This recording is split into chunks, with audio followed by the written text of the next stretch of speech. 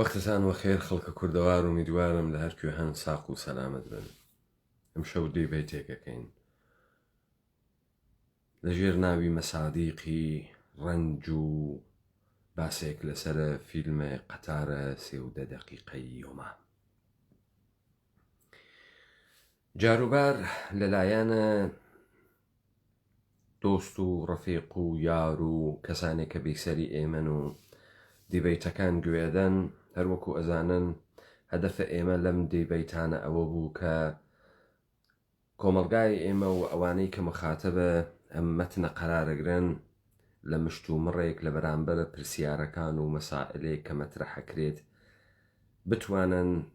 جوابێک بدۆزنەوە یا بتوانن بە شوێنە جوابێکا بگەڕێن یا بتوانن سرنجەیان بە مەسئلەیە کە تا دوێ کە بۆیان مەترەح نەبووگە مەترەح بوێت بتوانن ورتر ئەم فرسەتی زندگیە ئەم یەکجار ژیانە تاقی بکەنەوە بتوانن ورتر لە دنیای ئەمڕۆژینە خۆیان بنوارن بتوانن تەمامە پێچیدگیهایی کە لە ناو زندگی ئینسانە ئەتوانی بوێت مەدەنەزەریان وێت و زندگی سادە و ساکار و پێشەپاکەوتک نەوێنن ڕووکەش نەیوێنن بە قەوڵی یا سەدحی نەیوێنن. ئێمە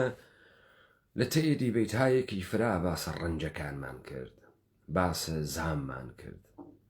و باسە ئەومانە کرد کە معمولاً قەهرەمانە داستان لە ناو ڕەنجەکانە خۆی و تێدە دەر معمولاً اتفاقێکە کەفێ لە هەر داستانێکە کە قەهرەمان دەردێت لە ناو داستانە و سەفەرە قەهرەمانی یەگریتە بەر و عامل ئەم مەسئلە ڕەنجە و ئەمەی کە ئەم ئینسانە بە ڕەنجەکانە خۆی ئەرێ ئێژێ و لە مەقابڵ ڕەنجەکانە خۆی ئاوێسێ و ئەچێتە ناوە دڵ ڕەنجەکانە خۆیان. ئێمە محاولەمان کرد لە دیبەیتهای جۆرا و جۆرە ئەم مەسئلەیە ڕەنجە بەڕەسی بکەین لە شێعر لە تەرانە لە تەحلیلە سیاسیە لە تەحلیلە اجتماعیە لە فیلمە بۆ نمونە مثالمان هاوردۆ لە فیلمەکەی دارودەسەی نیویۆرکیەکان و ئیرلەندیەکان کە نەمادیان کەروێشکە مردووەکان بوو و وتمانەوە نوتیان ئێمە کەروێشکە مردوو نەمادە ڕەنجەکانمانە و هەر کەسێک هاوڕەنجە ئێمەس بێت لەگەڵ ئێمە بێت. ئەم مەسئلەیە کە ئێمە بەحسمان کرد ئەڵبەتە بە گوێرەی زندگی هەر ئینسانێک و بە گوێرەی تەوەقعێک کە ئەیکاوە تعریفێک کە ئەیکاتەوە و دەریافتێک کە لەم زندگیە هەسی نگاهە بە ڕەنج ئەتوانێت نگاهێکی منفعلانە بێت ئەتوانێت نگاهێکی فعالانە بێت ئەتوانێت نگاهێک بێت کە بە تۆڕ مطلق سعی بکات کە ڕەنجەکانی ئیگنۆر کات و نەیان ناسێت و ئەویش خۆی ڕەنجێکی گەورەس ئەڵبەتە. بەڵام من ئەوێنم کە سوء استفادەیشی لێ ئەکرێت من ئەوێنم کە تەعابیرە سەدحیشی لێ ئەکرێت من ئەوێنم کە بە قەوڵێژێ گەربەریزی بە هەڕا دەرکوزەیی چند گیرەت قسمەتە یەک ڕووزەیی ئەگەر تۆ دەریایەک بڕژێنتە ناوە کۆزەیەک مەگەر ئەتوانێت چەندێکی لێ هەڵبگرێت زەرفێک کاسێک کە بۆ زەخیرەیە یەک ڕۆژە تەبیعەتەن کۆزەیەک بە ئەندازەی کۆزەیەکی لێ هەڵەگرێ تەبیعەتەن بەو میزانە کە ئێمە ورتر بوو بین لە ناو زندگی ئینسانیمان میزان ڕەنجەکانمان گەورەترە ئازارەکانیشی سەخترە و ڕەنجێک کە ئەیکێشین زیاترە. من بارهای بارە بیسم لە کەسانێک کە ئێژن ئێمە لە مەسیرە ئەم مەتنە کە قەرارمان گرتگە ژیانمان سەختتر بووگە شێویاگین بۆ خاترێەوەی ڕەنجەکانمان فرەتر بووگە بۆ خاترێەوەی ئێمە لەمە تێبگەین. من یەکسری مەسادیق تێرمەوە تا مشەخەس بێت بۆ نمونە لە زندگیە شخصیە ئێوەمانانە و دەست پێ بکەم ئێمەمانان و دەست پێ بکەم لە زندگی خانەوادگی ئێمەمانانەوە بزانن ئەکسەریەتە ئێمە کە تربیەتێکی دروستی ئیجتیماعی نەوگین کە لە پیچیلگیەکانە زندگی ئمڕۆژینە توودەیی ئینسانەکان حاڵیمان نییە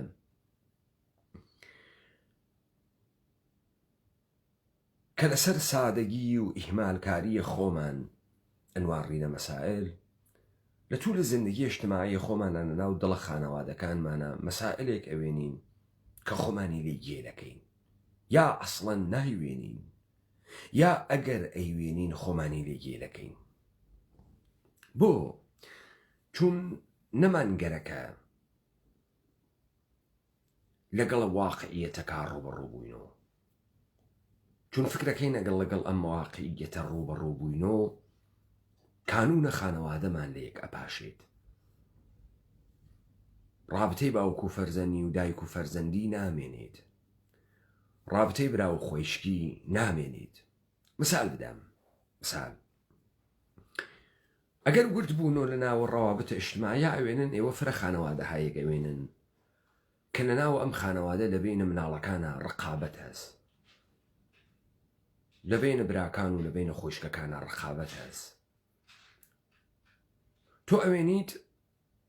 مەسەلەن مەسئلەیە مەرگ مەسئلەیە ئێرس مەسئلەیە شۆهرەت ئەوێ تۆ مەسائلێک کە ئەم مناڵانە لە پشتە محەبەتهای دایک و فەرزەنی و باوک و فەرزەنی خەریکن گرەوکەشی ئەکەن مەسەڵەن کەنیشکێ یا کوڕێ خۆی زیاتر ئەلکێنێت و دایک و باوکەکە نەک بۆ خاتری ئەوەی کە دایک و باوکەکەی خۆشتر گەرەکە لاوانی تر کارە بچووکەکانە خۆی هەر گەورە ئەکاتەوە لە بەرامبەری برا و خۆشکەکانی تریا بۆ خاتری چیە بۆ خاتری ئەوەیە کە بتوانێت سەحمل ئرسێکی زیاتر لە دایک و باوکەکە بکێشێت و دایک و باوکەکە سەهمێکی زیاتر بە ئەو بدەن ما بە قێبرا و خۆشکەکان ئەگەر بە قەوڵی شیرە پاک خۆردەون یا خۆیانەکەنە گێل یا خۆیانەکەنە نەفەهم یا واقعا نافەهمن ئەوانەی کە خۆیانەکەنە گێل و نەفەهم نەیانگەرەکەتە کە ئەم ڕەنجە ڕوبەڕووبوون و کە ئەم خۆشکیانە کڵاو بەردارە ئەم خۆشکیانە لە ڕابتەی خانەوادەگی خەریکە سوء استفادەیەکە بۆ قودرەتە خۆی خەریکە گشتیان وە کارتێرێت براکانی دایکی باوکی خۆشکەکانی تر گشتیان بەکارتێرێت واگەر تۆ پەی بەم مەتڵەبە بووی ڕەنجێکی گەورەس گەورەی ڕەنجەکە لەمە نییە کە ئەو خۆشکە سەحمل ئەرسێکی زیاترەوە لەوەسە کە ئەم خۆشکە لە ڕەوابەتە ئاتفی و خوێنیە فیمابەینە برا و خۆشکی دایک و باوک و فەرزەندیە خەریکە غەشەکە خەریکە کڵاوبەرداریەکە زاتە خاسێکی نییە خەریکە لە وەسوەسەکانی و لە شەهوەتەکانی ئیستفادەکە و دەلیلی ئەوەی کە موفق ئەوێت نەک زەکاوەتە ئەوە بەڵکو گری عاتفیەکە کە برا و خوشکەکانی تر لە بەرامبەری ئاسیان ئەگەر ئینسانێک پەی بەم مەتڵەبە بوات لە ناوە ڕابەتەی خانەوادەگیە ڕەنجەکێشی ئەوێت و حەکایەتە وەی لەبەرم وەی لە دوام ئەوێت و حەکایەتە تفە بەرە و ژوور ئەوێت و حەکایەتە قەپ و کلکە خواکردن بۆی ئەوێنی اختلافاتەکە بێتە ناو خانەوادەکان ژنەکە هەر هانەهانەی پیاکەدا کوڕە خانەوادە ژێ خۆشکەکە خراوە پیاکە خۆی کاتە گێل ئەوێت و اختلافات فیمابەینە ئەو ژنەکەی ناوەی کە پیاکە ئەحمەقە ناوەی کە پیاکە نافەهمێ پیاکە نەیگەرەکە بفەهمێ، نەیگەرەکە ئەمە ئاشکارکە، نەیگەرەکە بچێتە حوجە بنەحوج. چون ئەگەر بڕواتە ئەو بنە شەڕێکی گەورەی لێ دروستەوێ، کانونە خانەوادە لە یەکە پاشێت. بۆیە ئەوسا ئایانوت یەکی ئێشێ منوێ، یەکی ئێشێنی منوێ. دانەیە زرنگ لە خانەوادە مابەقی خانەوادە بە ئێسارەتە خۆی ئەگرێت. لە ناو زندگی گشتان هەست، لە دەوروبەر گشتتان ئەمە مەوجودە و ئێوە ئەمە ئەوێنن و ئەمە ئەوێت و ڕەنجێکی گەورە. ئەگەر تۆ خانەوادەت بێت، ئەگەر تۆ لە ناوی خانەوادە تا عنسورێکی نامەطلوبت بێت کە لە ڕەوابەتە خانەوادگی، لە عەواتفە بەشەری، لە نسبەتە خوێنی سوء ئەستفادەکە، سوء ئەستفادەکە. وەلی ئەگەر کەسێک خانەوادەی نەوێت، وەلی ئەگەر کەسێک لە ناو خانەوادەیەکی دروست حەساویە گەورە نەوێت، وەلی ئەگەر کەسێک لە ناو خانەوادەیەکان نەوێت کە تەعداد جەمعیەتە خانەوادە فرەوێت، ئەگەر قەوم و کەس و کار و خوێشی نەوێت، ئەگەر تایفە و عەشیرە و ئەوانەی نەوێت، تەبیعەتەن وەختێ تێتە ناوی جامعە ئینسانە گەوجێکە، چون ڕەوابەتە ئیجتیماعی نەوگە، چون کارەکتەرهای جۆرا و جۆرە ئینسانی ناناسێت، چون نازانێ کێ محەبەت ئەکا کێ دوژمنایەتی ئەکا، نازانێ محەبەتە کێ لەسەر زرنگی و کڵاوبەرداریە، نازانێ محەبەتە کێ لەسەر دڵە، نازانێ کێ دۆسە، نازانێ کێ دوژمنە، چون نەچوو گەسە ناو ئیجتیماع. ئالەگرات و ئەخۆیتە مەقولەیە کە ئەمە ئاغا لە بەستەرە ڕەوابەتە ئیجتیماعیە هیچ مەفهومێکی تر ناتوانانی بۆی پەیداکەیتەوە ئللا ئەو مەفهومە قێزەونەیە کە ئێمە بەکاریەوەین تحتە ناوە داهاتی، حتا ئەگەر لە تارانە لەدایک بووێت. قدرەتە هەندڵکردنە جەلسەیەکی 4 نەفەرەی نییە.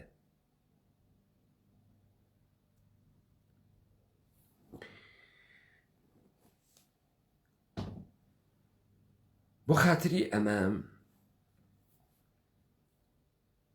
من دوێکە تەرانەیەکم لە شەهیارە قەمبەری لێدا، تەرانەیە بە ناوی چقەت جەریمە نەوشتیم و ڕاج زەدیم، لە ئالبۆمە سینەمۆتە. بۆ من ئەتوانم ئەم تەرانە تێبگەم، بۆ ئەتوانم تێبگەم، بۆ کەسێکی تر سەدحی لە کناریان ڕەدەوێ، ئەسڵن گوێی نادا، ئەسڵم بۆی مهم نییە، ئەسڵن ناتوانێت لەم تەرانە هیچ مەعنایەک بدۆزێتەوە. دلیلی ئەوەسە ئەو ڕەنجی نییە، ڕەنج ناناسێ، جنسە ڕەنجێک کە لەو تەرانە شەهیارە قەمبەری بەحسیەکان نایناسێ. تۆ ئێشێ کێوی تا ئەم ڕەنجە بناسی، تۆ ئێشێ ئینسانێکویت تەواوە عمرت لە شوێنی یەکسری میت و ئەفسانەی دنیای مۆدەرنا بەناوە ئازادی و عەداڵەت و ئەوانە وەیلان بوویت. یەک عمر فکرت کردوێت مبارزە ئەکەی، یەک عمر لە پشتە ئەدەبیات جۆرا و جۆرە مبارزە سەنگەرە گرتوێ، یەک عمر ئێشێ مەسیرە جۆرا و جۆرە مبارزە تاقی کردوێتەوە. بۆت مەفاهیم و بەهاکان معنایان بوێت، ئازادی معنای بوێت، ئیدەئالێک بوێت کە تۆ تەلاشی بۆ بکەی لە ڕێگەهای مختلف و جۆرا و جۆرە و نەغمی بۆ لێ بدەی و نەغبی بۆ لێبەی تا پێی بگەیت، تا بزانی چەندێک دەتوانی دەستەبەریکەی. تۆ یە ئیدەئالێک لە عەداڵەت لە ناو زەهنتا بوێت، تا تۆ ئەم ڕەنجە بناسی بفەهمی وەختێک 10 ساڵ 20 ساڵ 30 ساڵ تەکە مەجموعەیەکی ئینسانیا تحتە ناو ڕەفیق هەم ڕەزم هەم سەنگەر هاوڕێ هەڤاڵ ئەکەویتە ڕێ ئەچیت، ئەمانە بچووکترین تەلاشیان بۆ بچووکترین کار لە پشتە مەفهوم ئازادیان نەکردگە، درۆیان کردگە. ئینسانهایەکی درۆزنن، ئینسانهایەکی سەتحی تەسلیم پەزیرن، ئینسانهایەکن کە شەرایەتێک پاڵی پەیوەندیاگن لە ڕەوەندێکا پێچیاگن، ناوەی کە بە شوێنە ئیدەئالێکا چوون، ناوەی کە ئارمانێکیان تەعقیب کردوێت، ناوەی کە گەرەکیان بێ نەقشە خۆیان و نەقشە دەسە خۆیان بەرەم جەهانە بکوتن. ئەمە ڕەنجە، ئەمە ڕەنجێکی گەورەس. من ڕۆژێ وتم ئەوانەی هاوڕەنجە ئێمەن. تۆ چه تعبیرێکە لە ڕەنج هەز واقعەن؟ تۆ چۆن فکرەکەی ڕەنجەکانە قەوارەی ڕەنج ئێمەز؟ تۆ چۆن فکرەکەی تۆ کوردی و منیش کوردم؟ تۆ یەکە ئەم کوردبوونتە لە شەرواڵە کوردیە پێکردنێکە ئەرزا ئەوێت، لە تەرانەیەکی عەزیز وەیسیە ئەرزا ئەوێت، لە دەرکەوتنە دەمە قۆپانێک لە ناوە نەمایشگایەکی بینومەلەلیە ئەرزا ئەوێت، بە تەسویرت دەمە قۆپان لە پێیەکی کوڵەباڵ لە بەری کنارە پاپا فرانسیسە ئەرزا ئەویت. تۆ چوزانی ڕەنجە کوردبوون چه شکڵیە؟ تۆشی شەهیار ویت،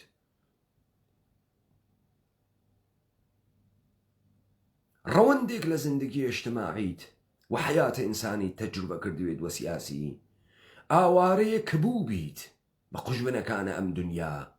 دەلیلی بووێت تا بفەهمی ئەو تەرانە چه معنایەکەدا. ئەو تەرانە ڕەنج تەرانەیە ئاغای شەیار قەمبەریەکە دەقا و دەق هەمان ڕەنجەکە ئێمەی کێشین. ئەزانی ڕەنجە کوردبوون چییە؟ یەکێکیان چییە؟ یەکێکیان منتەسەببوون بە مەردمێکە کە ئەکسەریەتە ئەم مەردمە لە شوناسە ئینسانی خۆی نائاگاهە و بەدەسە خۆی خەریکە تیشە لە ڕیشەی خۆی ئەدات. خەیلی ڕەنجە گەورەیەکە. ڕەنجە کوردبوون ئەوە نییە کە تۆ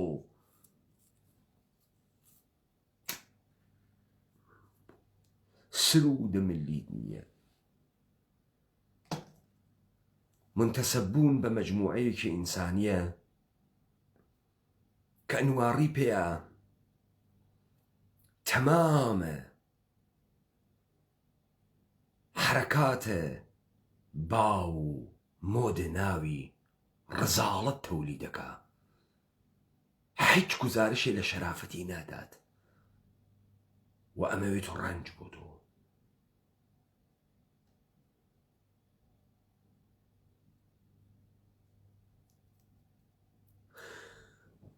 پس ئەوەی ئەفەحمێ ڕەنج چه شەکڵیە و بەچی ئێژن ڕەنج کە جنس ڕەنجی دەرک کردوێت.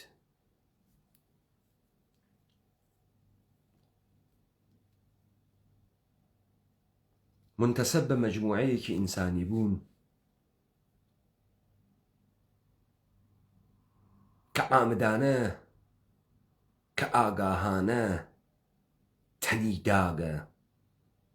بە خیفەت، تەنی داگە بە خاری، بە بچووکی، ئاگاهانە جەهالەتە خۆی هاوارەکات.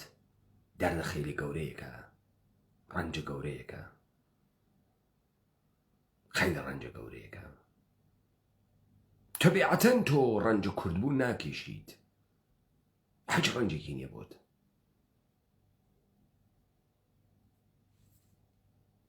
نەک کوردبوون ڕەنج نییە بۆت، بەڵکە تۆ حەقارەتەکانت لە پشتە تەسویرە کەنیشکە گریلایەکی پەکەکا پنهانەکەی بە تەئاترە نەمایشدانە عەکسە ئەو. بۆ تۆ هیچ ڕەنجێکی تیا نییە. تۆ بە شوێنە کەس بە ئفتخارای کە ناوێ بەمە پەیداکەی.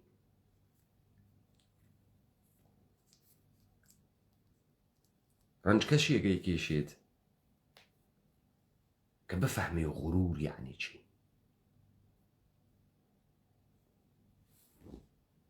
کە بفەهمێ گلۆری و عەزەمەت یعنی چی، کە قسەی تیا بچەقێت،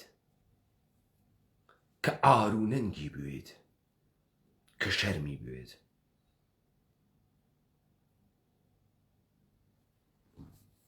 وەگەنە هەر کەسێک ئاگاه نییە بە بەخشێکی عەزیم لە ڕەنجەکانی نیسی. تۆ فکر بکەی سرفەن بۆ خاتری ئەوەی کە خەڵکی کرماشانی یا ئیلامی یا سلێمانیت ڕەنجە تۆ فەرقە کاتە کە کاورایە بەغایە خەیرە شتەباهەکەی. ڕەنج بێکارەبایی نییە، ڕەنج نەبوونە کارخانە نییە بە تەنهایی لە مندەقەی خۆدا، بەڵکە زەوایای جۆرا و جۆری هەست لە خەلایقە چەند ڕووی درۆزن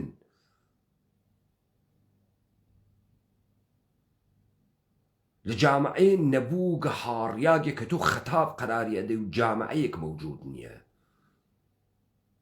لە ئینسانهایە کلافە مەردی ئەدەن و مەرد نیەن، لە دۆستێک کە حورمەتە هاونشینی و دۆستی نازانێ و نامەردە. ئەمانە ڕەنجن. تۆ ئیشی حەیاتە ئیجتیماعی و ئینسانیت کردوێت تا بەفەهمی ڕەنج چه شەکڵیە. تۆ ئیشی غرورت بوویە تا بزانی غرور وردکردن ئینسانە چه شەکڵیە. تۆ ڕۆژێ چەند دەفعە غرورە ئینسانیت ئەهاڕن و ئەمە ڕەنج بۆ تۆ دروستەکە. کاورای لای ئێمە وتی تەڵاقم کەوتوویە ڕۆژێ 100 دەفعە لە جێی خەڵکی خەجاڵەتەکیشم. من لە جێی خەڵکی خەجاڵەتەکیشم.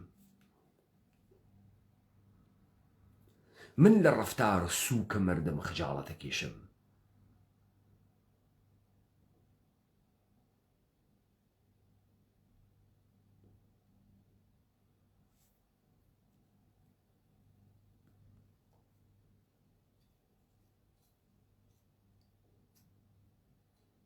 هەر بەم مقەدەمە کە دەستمان پێ کرد، من گەرەکم ئێوە متەوەجه ئەوە بکەم کە پەیبردنە بەم ڕەنجانە وردبوونەوەی گەرەکە، هەروە کە من دوێکە وتم تۆ بۆ هەر شتێک ئێشێ تۆزێ دقت بەخەرج بەی بۆ خاتری ئەوەی بمێنیت و دائیمەن دەست پێوە بێت و فەرهەنگی شتێکی ئەو چەشنەسە تۆ دەبێت دائیمەن لە مشتومڕی جامعابی تا ئەم جامعە نەمرێ، تا ئەم فەرهەنگە نەمرێت. ئێمە فرە تەربیەتێک نەکریاگین، فرە تەربیەتێ نەکریاگین. بزان کاکی گیان تۆ ئەڕۆی وەرزش ئەەکەی لەبەر خاتری ئەوەی تەربیەتە ئەزوڵاتت بکەی. تۆ کتێو ئەخوێنی تۆ لەبەر خاتری ئەوەی تەربیەتە ئەقڵت بکەی، تەجروبەت بکەی. ئێمە تەربیەتە ئیجتیماعی نەکریاگین، تەربیەتە ئینسانی نەکریاگین. باوکەکانمان قسەیەکی بۆمان نەوگە بیکات. من مثالتان بۆ بێرم و لە خۆتان فرەیەک لە ئێوەمانان کە هاتنە دەورانە دەهەیە 50-60 میلادی کە تەحسیلاتێکی مەدرسەییتان کرد، انتقادتان کرد لەوەی کە خانەوادەیەکی پڕجەمعیەت شتە خراوێ کە ناتوانی تەربیەتە مناڵەکانت بکەی. ئەمڕۆ لە ناوی سنە و کرماشان و هەمەدان و تاران و ئەسفەهان و کرمان و چوزانم سلێمانیش بوو گەسە مۆد خەڵکە ئێژێت مناڵێکم پێ تەربیەت ناکرێت. یەک دانە مناڵم بێت تا بتوانم تەربیەتی بکەم. پوڵم بێت بیهەنێرمە مەدرسە، کلاسە خوسوسی بۆ بگرم، کلاسە زوانە ئینگلیسی بچێت، موسیقی فێر بوێت، گیتارێک بژەنێت، ڤیالۆنێ لێ بدات، بیهەنێرمە کلاسە ئاشپەزی، بیهەنێرمە کلاسە مجەسەمەسازی، 10 کلاس بیهەنێرمە کلاسە کۆنکور، خەرجێکی فرەی یەک دانە مناڵ بکەم. من خەیلێ فەهمی دەترم لە باوکەکانە پێشووتەرمان. ئەگەر باوکەکانە پێشووتەرمان هیچ تەربیەتێکیان نەبوو لە مناڵەکانیان بکەن، کاکی برام تۆیش نێست. منیسە پێتی سابت ئەەکەم کە توش نیست توش هیچ قسەیەکت بۆ مناڵەکەت نییە بیکەی توش هیچ ڕوبەڕبوونەوەیەکی حەقیقی تەکە زندگیان نەکردگە خروجی ئەمەی کەم جامعی ئێمە بۆ گەس و جامعی مێگەل دانە بەدانێ ئێوە مقەسرن و کەسێک کە بەمە پێی ئەوات ڕەنجە کێشێت ڕەنجە کێشێ لە درۆزنیە ئێوە ڕەنجە کێشێ لە ماسکێکی ئێوە ئەیدەنە دەمو چاوتان ڕەنجە کێشێ کە ئێوە ئەوەی کە نیەن ئەی فرۆشنۆ ڕەنجە کێشێ لە لافک گەزافێکە ئەیدەن لە ئینسانیەتتان لە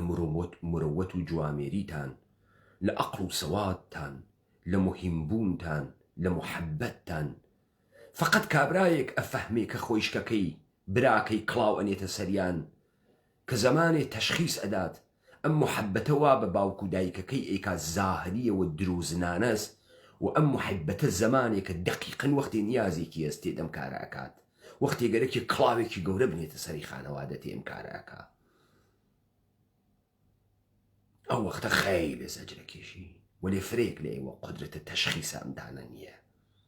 بۆیە ڕەوابتتان قەیرە منتقیە بۆیە خانەوادە لە لای ئێمە فرە چەفت و چێڵەوە زوو نابوود بوو زوو نابوود کریا چون خانەوادە هیچ منتقێکی تعقیب ناکرد خانەوادە هیچ گفتوگۆیەکی تیا نەبوو هەروا بوو بکە بوو سروەتێک بوو کەوتووە بەردەست شەقت تێ هەڵدا بۆیە زوو لە یەک پاشریاوە لە بین چوو دلیلی هەست سۆحا ڕۆژی جەهانیە 8 مارسە قەوانە کۆنەکە تکرار بوو مشتێ ئینسانە نەمایشیە وەرشکستەیە فکری ئینسانی لە پەسە پەردەیە بۆنێ 8 مارس و دووبارە ئەنتەریاتەکەن لەم جامعەیە ئێمە و لە فرەجێگەیەکە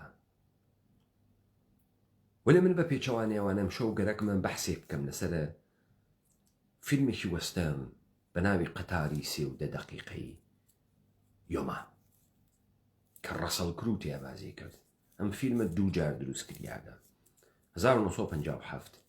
و لەم ئەواخرەی ساڵە 2000 دقیق لەبیرم نییە 2000 و چەند بوو کە ڕەسەڵ کرو تێبازی کرد فیلمێکی وەستەرن بوو من داستانە ئەم فیلمە دەرحەدێک ئێژم و بەعد سەواری کەم بە تەحلیلێکە گەرەکمە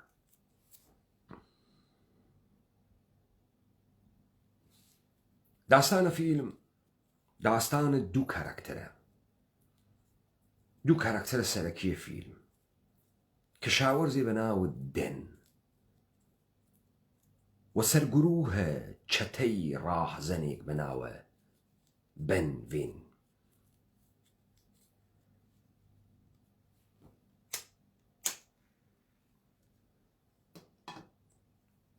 دەن کە شاوەرزێکی ئەمریکاییە کە قاچێکی لە دەستداگە گویا لە شەڕە داخڵیە ئەمریکا لە شەڕە داخڵیە کە بینە شمال و جنوب اتفاق کەوت لەسەرە بەردەداری قاچێکی لە دەستداگە و کەسیش نازانێ ئەم قاچە لە شەڕ لە دەست دریاگە و چۆن لە دەست دریاگە ئەمان چێکە زاهرە دەنگ و کوڕی هەست کوڕێکی 14 ساڵان و کوڕێکی مناڵ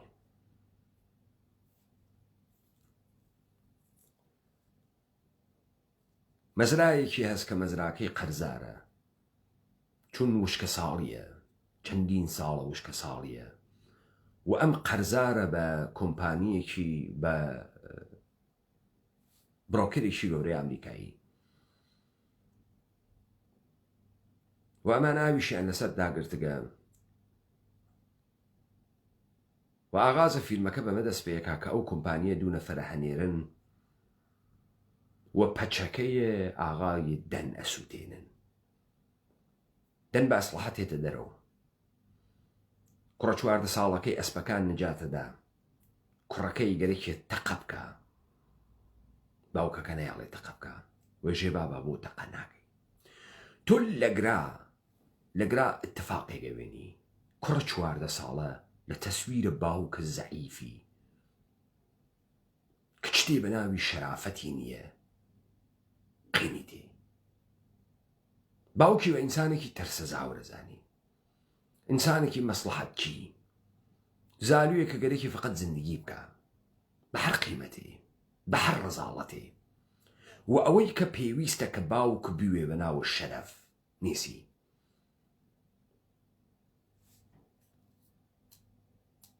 تۆ لەگرا بە مەفهومێکێکەی کە زندگیە ئینسان گشتی نان نییە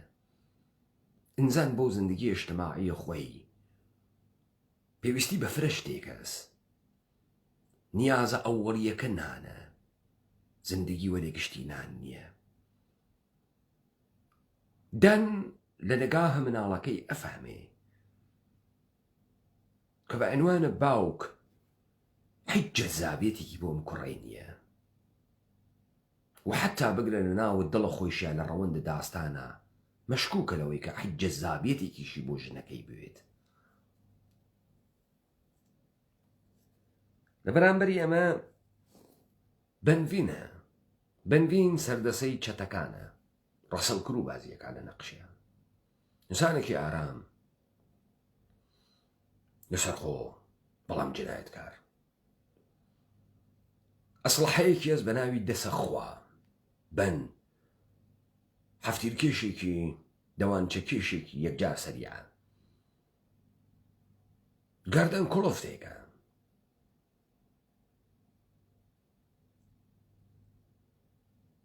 و خەریکی چەتەیە بەن وانتدەوە دەوڵەتە ئیاڵەتە متحدەی ئەمریکا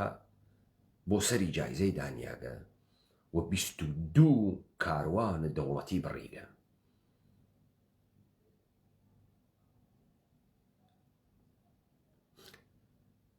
بەن پوڵە ڕاهەنە دزێ ئەو هەفتیرکەشە حرفەیانە کە ڕاهەن ئستەخدامی کردوون کە لە کالسکەی پوڵەکە دەفاع بکەن لە شەڕێکا لە نێوانە بەن و ئەوانە ئەکسەرێتیان نەکوژێن فقط دانێکیان نەمێنێتەوە ئەو دانە بەن نایکوژێت تێڵێتیوە وەختێک دەن وە کوڕەکانی تێن وە شوێنە گوێرەکەکانیان کە دارودەسەی بەندزیگنیان و ئستفادەیان کردگەن لە بەستن ڕێگەی کالسکەی ڕائاهەن تەکیانە مەواجە هەوێت بەن ئەتوانێ ئەوان بکوژێ چەتەسی ترکێ بەری پێگری خۆی قانونە ئەسلحەکەیشی دەسە خواز وەرێ نایەن کوژێت ئەم کەشاوەرزە ناکوژێت مناڵەکانیشی ناکوژێت تۆ لە توولە ئەم فیلمە ئەوێنی کوڕە نەوجەوانەکەی دەن لە باوکی ناڕازیە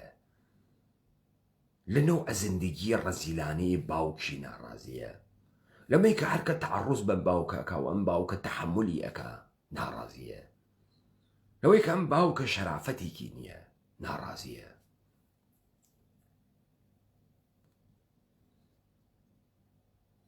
وەلێ بەن قەوڵەداوە دەن کە گوێرەکەکانی بداتەوە و ئەسپەکانیشی بە قەرزەگرێت و پێژی ئەسپەکان لە فڵانە جێگە بۆت ئەوە سم بەجێ تێڵم من لەگراگەرەکمە بێژم بەن لەسەر تەئەخودات خۆی بە عنوانە چەتەیەک و ڕئیسە چەتەیەک کە ئیتوانی هیچ منتەقێکی نەبێت و ئەمانە بکوژێت ئەمانە ناکوژێت و لەسەر قسەکانە خۆی ئەویسێت من نەمگەرەکە نەقدە فیلم بکەمەوە من گەرەکمە مەسائلەی مەترەحکەم تا بفەهمن ئێمەمانان بۆ ڕەوابەتە ئیجتماعی و زندگی ئینسانیمان احتیاجمەند بە چی هابوو کە نیسمان و نایزانین بۆیە مخاتەبینە ئێمە هەڵەگەڕێنەوەژن فڵانی زندگی من سەختتر بووگە ڕەنجەکانە من گەورەتر بووبن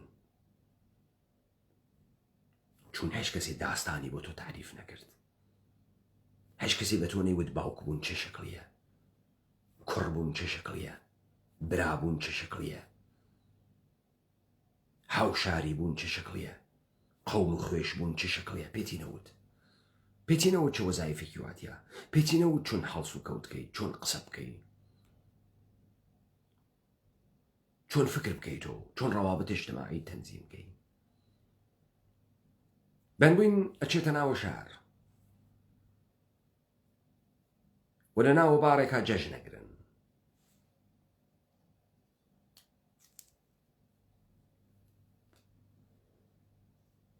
لەبێ متەسەدی باڕەکە کە کەنیشکێک بێئیناسێت و ئەو ئەمێنێتۆ لە ناوە باڕەکە و ڕەفیقەکانی هەنێرێتە دەرەوە بچن ئەمێنێتۆ بەلای ژنەکە لەم وەزعیەتە ئاغای دەن و کاورای تفەنگچی کە دەوڵەت و ڕائاهەن استخدامیان کردو کە پوڵەکەی ڕائاهەن بپارێزێت گولەی خواردو و ئاخرین بازماندە و هەفتیرکەشێکی خەتەرناک و کە بعدەن لە توو لە داستانە من ئێژم چەکارە بوو و بەنەی کوشت فقط زەخمی کرد ئەی کێشن و تێرنیە ناوە شار و تەحویل لە دکتۆریەدەن لەوێ ئەزانن کە بەن وا لە ناوە ئەم کافەدانیشتگە تێن محاسرەیە بەنەکەن و بەن ئەگرن بەن وێن ئەگرن خەتەرناکتەرین هەفتیرکەشە یاڵەتە متحدەی ئەمریکا ئەگرن و قرار بەمە ئەوێت کە بەن بوون بۆ یۆما بیگەینن بە قەتارە 13 دەقیقەیە یۆما تا بڕوا بۆ زندانە یۆما و لەوێ ئەعدامیکەن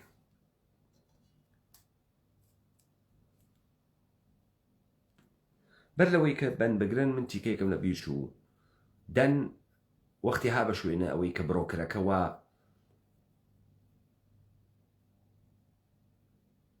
داوای زەمینەکە و مەزراکەی ئەکات و قەرزارە پێی بوێنێت ئەڕواتە ناوە باڕەکەەوە چاوی ئەکەوێ بەبەن لەگرا گۆڕیاگە دەنیتر بە شەهامەتێک و لە بەرامبەر بەنەوێسێت ئەژێ دوو گوێرەکەمت کوشتگە کاورا چەند دۆلاری پێدا بابەت دوو گوێرەکەکە ئەسوێتەکە بەن ئەتوانێ باجی پێ نەدا ئەتوانێ ڕاحەتی بیکوژێت وەلی خۆشی تێ لە شەهامەتەم کشاوەرزە باش لە تەسمی مەگرێ پەرداختی پێ بکە بابەتە بێکاری خۆی ئەو ڕۆژە پوڵی پێدا بابەتە بێکاریە مناڵەکانی پوڵی پێدا کارە کێشێتە جێگەیەک دەن داوای 5 دۆلاری زیاتریشەکە هەروە وە بلەخەرە بەنەگرن دەن حازرەوێت لە بەرامبەرە 200 دۆلارە لەگەڵ ئەو تیمە بڕوات کە بەن ئەوەن بەرەو یۆما لە مەسیرێکا قەرارە بەن بووە نەڕۆنە ماڵت دەن ئای کشاوەرز کە نانێ بخۆن و لەوێ نەقشەکەیان بگۆڕن بۆ خاترێەوەی کە دارودەسەیە بەن نەیەن بەن نەجات بەن بۆی ئەوان فکر بکەن لە ناوی ئەڕابە و کالیسکەی زندانیانە ئەو حملەکەن وەلی ئەمان بە ئەسب و بە شاخانە بڕۆن ئەگرا دوو اتفاق خەشەنگەکە بێ سفرەی شامێک داهێنین مناڵەکانە بەن لەجێرە تەبلیغاتە جنایەتکار و ئادەم کوش و چەتە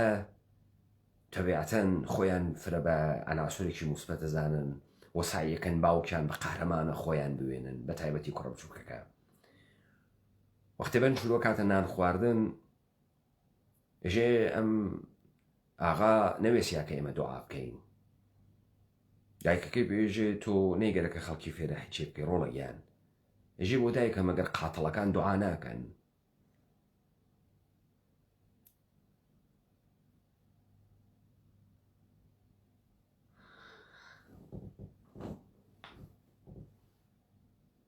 بعد کوڕەکەڵە گەڕێتەوە ژێ باوەی من لە ناوە ئەرتەشا بووگە لە فرە جێگەی کاشەڕی کردگە کڕۆ بچووکەکە باوکە من تیرەندازە خاسێکەوە گەرمەی دیبووایە تۆیە کوشت ئەگەرمەی دیبووایە تۆیە کوشت چون باوکە من لە 5 متری توانێت کەروێشکی پێکی باوکەکەی پێژێت ڕۆڵە پێکانە کەروێشک و کوشتن ئینسان فەرقەکە لەبێ بەنجواوەداتەوە ئێژێ اتفاقەن هیچ فەرقێکی نییە کوشتن ئینسان و حیوانێکیکە من دانەی گەراسم ئالەگرا و ئەندازی تو کەسەری ئینسانی کوشتەکە ژن مناڵ پیر جەوان منزوری ئەو مەئمورەی دەوڵەتە ئەمریکاس ئەو تفەنگچیەی دەوڵەتە ئەمریکا کە ئیستا مەئمورە بەن بوات کاورەش خەریکە تفەنگەکەی پاکاتەوە لەسەر مێزە شامە ئێژە من هەر کەسێکم کوشتەگە حەقی بووگە کە کوشتەکمە تۆ ئالەگرا داستانێک بینیت کوشتنهایەک کە قانونین و کوشتنهایەک کە قەیرە قانونین و مردمێکی عادی کە قانون پێیان ئێژێ کامە ئینسان کوش پێ خاسێکە کامە ئینسان کوش پێ خراوێکە تەوەجۆ بکەن لەگرا قانون پێیان ئێژێ بۆیە مناڵەکانی دەنیش فکرەکەن بە ئینسانە کەسیفێکە وەلێ ئەوەی کە لەو لا دانیشتگە و مەأمورە دەوڵەتە پێ خاسێکە ئەلا ڕەخمەوەی کە هەرتیان ئادەم کوژن بە قەوڵە خۆیان و کەسێک مۆسەتە هیچ قزاوەتێکی ئەخلاقی ناکای لا قانون نەوێ و حکوومەت نەوێ و نۆرمە باوە ناو جامعە نەوێ و ئەخلاقە پەستە بەردەگان نەوێ بگذاریم لە ڕەوەندێکا کە ئەمانە کەونەڕێ بەرەبەرە بەن ئەکەوێتە قسەکردن تەکتەکەمانە ئەو کەسەی وە مەأمورە کۆمپانی هۆڵەندەر بوو ئەو کەسەی وە پەچەکەی دەنی سووتاند لەگەڵ یانە ئینسانە بسیار بێتەربێتێکە ئەو کەسەسەوە ئەسپەکەی بەن ئەوات ئەو کەسەسەوە وەسایلە بنەوات و بەن لە لەحزەیەکە و چنگاڵێگەی کوژێت ئەکاتە سارەتە بەن لە تەمامەم لە حەزاتانە ئەتوانێت تەکتەک ئەمانە بکوژێت و لێ نایان کوژێت خێلی خوێن سەردە خێلی ئارامەوە قساکە لە تاقیبە داستانە کە ئەمانە بەرەو مەسیرێکە ڕۆن هەرو مەأموری دەوڵەتەوە بەن لە ئەوڵە فیلمەکان نەیکوشت و هێشتیوە بمێنێت و ئیستا ئەو خەریکە ئەم ئەوە بەرەو مەرگ ئەمە هەرو کەسەسەوە لەسەر مێزەکە بنوتی ئەمە فرە کەسێکی کوشتگە لە گفتوگۆی نێوانە خۆیان ناژێت و ئینسانێکی چەپەڵی تۆ مناڵە 4 ساڵە کوشت تۆ 32 نەفرە لە ئاپاچیەکان کوشت ژن و کوڕ و کەنیشک و مناڵ کوشتە تۆ لەگراوێنی ئینسان کوژێک وەکو بەن قەزاوەت هایەکە کاکە حیرەتەکەی لە ئینسان هاوە چهرەهایەک لە ئینسان هایەک دەرەخات کە تۆ حیرەتەکەی ولی یەکێکیان قانونیە یەکێکیان قانون هاوە شوێنیوە و بەن لەوێ ئەم کاورایشە ئەکوژێت بەدەسە بەسیاک خلاصە لە تاقیبە داستانە چەند دەفەم ئینسانە موفەقوێ کە دەربچێ ئەمما لە توورە داستانە دەن تەحوڵی بەسەرۆتێت کاورایی کەشاوەرز تەحوڵی بەسەرۆتێت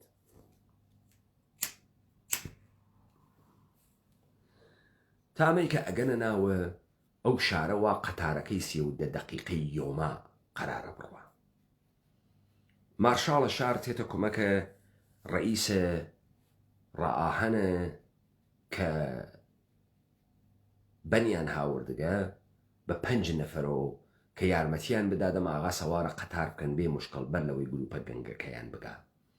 وەلێ لە پڕێکا گروپە گەنگەکە ئەگات گروپەکەی بەن ئەگاتە ناو شارەکە و مەعاونەکەی بەن هەڵەگەڕێتەوە بە خەڵکە شارەکە ئێژێ هەر کەسێک کۆمەکە ئێمە بکار ڕئیسمان نجات بین 200 دلاری پێدەین لە پڕێکا کەڵانتەر و مارشاڵە شار خۆی لە بەرامبەر 40-50 نەفەر ئەسلحە کێشاوێنیت و ئێژێ من ناتوانم ئەم کارە بکەم ئێمە ژن و مناڵدارین ئێمە چارەمانە ناکەین من لە مبارزەیەکی جەوانمەردانە ئەتوانم شرکەت بکەم بە مەأمورەکەی ڕاهەنێژێ بەڵام 50-60 ئەسلحە ناکەین و ئێمە کوژین و ئەڕوات تەسلیم بێت ئەڕۆنە خوار کە تەسلیم و نەسلحەکانیان دانێن و گروهە بەن ئەدەن لیانیان کوژن لەگرا ئەمێنێتەوە دەن کوڕەکەی دەن ویلیام و ڕئیس ڕاهەن بەن گەرەکێسی دەن بەنوین گەرەکێسی دەنە کەشاوەرز وەسوەسە بکە ئەژێ ئەوان 200 دلار وەتەوە دەن من 1000 دلار وەتەوە دەم من قبل زەمە تعریفکەمەوە بتانگەێنمە دیالۆگێ فلاشبەکێ بدەمە قەدیم بەن لە جێگەیەکە لە توولە مەسیرە گەرەکێ دەن ئازار بدات ئەژێ تۆژنێکی فرەخاسە دەز ئالیس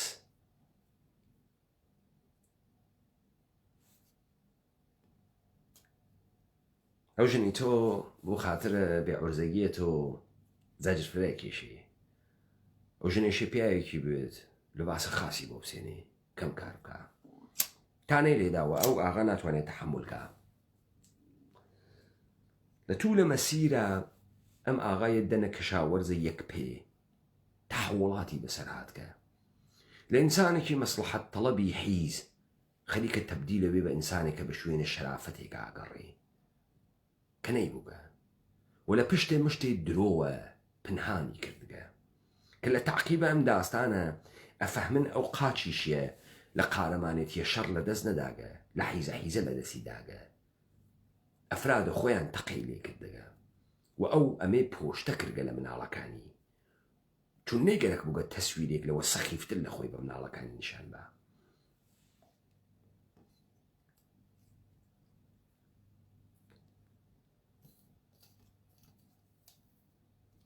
دوای مردنە مارشاڵەکە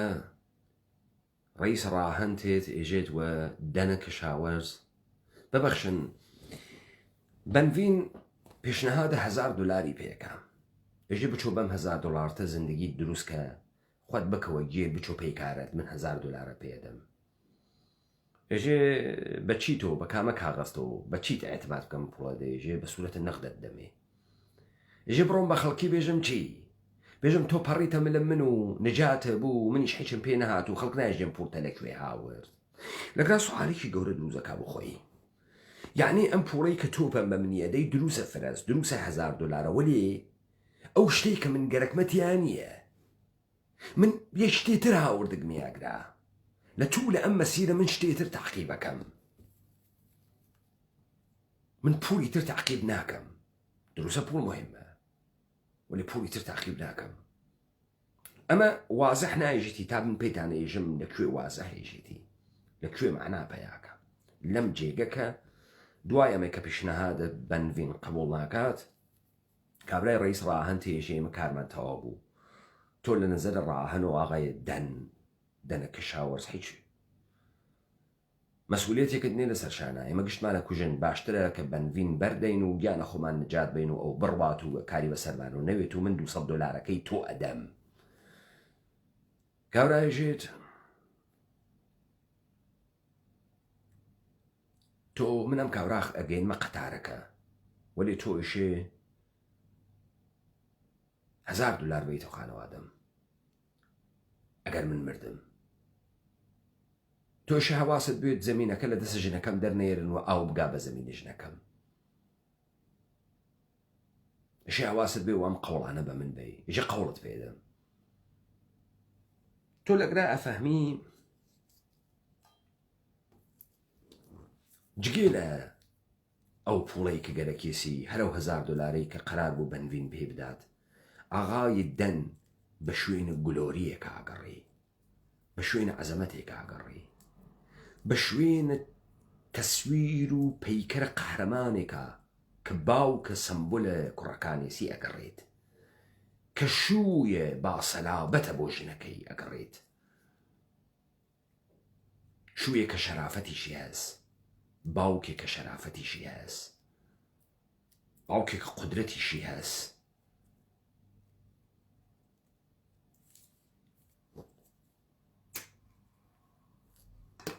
وتم کە لە توو لە مەسیرە بەنە جنایەتکار ڕەفتارهایەک لە خۆی ئەکا کە تۆ حەیرەت ئەەکەی ئەم ئاغان لە گشت یەکێک کاتوانی گشتی ئەمانە بکوژێ وەلی نایان کوژێت دانە دانە خۆیان ڕوبەڕووی خۆیان ئەکاتەوە و ئەو عناسوورەی کە فاسدە نایان کوژێت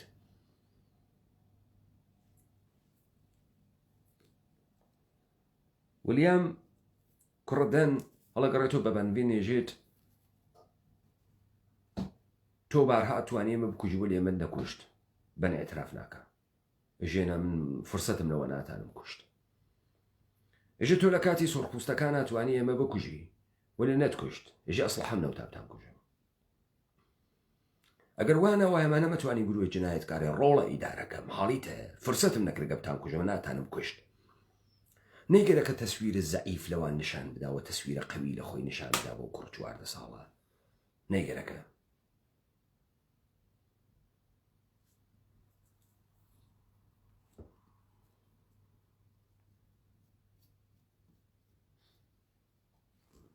ئەمانە یعنی دەنە کەشاوەرز بەنەداتە بەرە خۆی وە بەن کومەکیەکانی وەی مەسیرە ڕێگە بڕۆن لایرکویەکە قەرار تەقەیان لێ بکەن ێژێ هۆشە بێت تەقە نەکەن و خولاسە ئیپارێزێت تەکی هاوکاریەکە تاوەی کە لە ناو ماڵێکە بەن ئەو ڕووی واقعیە خۆی نیشانەدا کاورا موسەلەحەوە لێ دای خاتە ژێر ئەجێ بچوو پەیکارە دیتر تەواو بۆ قولێکە ساڵەمە بڕۆرە بۆ ماڵ کوڕەکە دیتر ناوێنێ قاهرەمانی خۆتە کرد کافیەی تر بچۆ بێگارە لە پشتۆ پەلاماریە داینێتە ژێرگەلێکی بیخنکێنێت ئێژێ من لە توو لە عمرما هیچ وەخت قەهرەمان نەوبم کاورایژێ دەنە کەشاوەرز و ئەم قاچیشمە ئەفراد و خۆم تەقایان لێکردم لە دەستمدا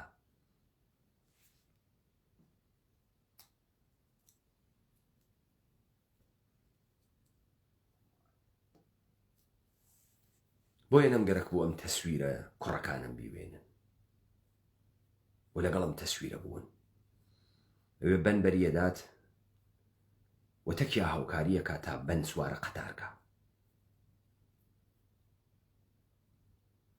هاوکاریشی تەواوی تەکاکات کە گروهە گەنگەکەی خۆی نەتوانێت بەر بەم کارە بگرێت و بەن سوارە قەتارە سێودەی یۆماوێت بەنڤێن بە پای قەتارەکە تەبریکی پێژێژێتەوە سەرکەوتی ئافرین توانیت ویلیامە کوڕی خەریکە تەماشاکە کە باوکی توانی و باوکی تەنیا کەسێک بوو کە خەتەرناکترین هەفتیرکەشی ئەمریکای گەیاندە پای قەتار لەوێ گروهە گەنگ ئەگاتە بەرەوە مەعاونەکەی بەن و دەن ئەکوژن لەبەر چاوە کوڕەکەیە بەن لە قەتار تێتە خوارەوە ئەسڵحەکەی کە دەسە خواس ئەیدەن پێی لە تۆرفەت العینێکە تەواوە گروهە خۆی ئەکوژێت ویلیام ئەسڵحا کێشێت کە بەن بکوژێت وەلی ئێزانێ ناتوانێت بەن بکوژێت ڕواتە سوراغە جەنازەکەی باوکی جنازەی نیوەگیانە باوکی و بەن دووبارە ڕواتە ناوی قەتارەکە سوار ئەوێت تا مەئموریەتە ماغا تەواو بووێت و بتوانێت تەسویرە جاودانەی باوکە قەهرەمان بۆ ویلیام و کوڕی بەجێهێشت بێت گەرچێ بەن نەقشەیە فەرارە خۆی کێشان قەتار حەرەکەتەکا و ئەمیش فیکرێکیشی بە شوێن نەسبەکەیە ئەم داستانە کۆتا هەکەوتم ئەم فیلمە من کارم بە بەرزی و نزمی خاسیە فیلم یا نەقدە فیلم نییە من کارم بە داستانەکەی هەست بۆ ئەکسەریەتە ئێوەمانانێک کە کوڕن باوکن بۆ تەمامە وانەتانە وا ژنن دایکن وا سوحا هەشتم مارسە وا هەن بە شوێنە ئازادی و بەرابەری و ئەم توڕەحاتەی کە وەکو نقڵ لە دەمتان تێتە دەر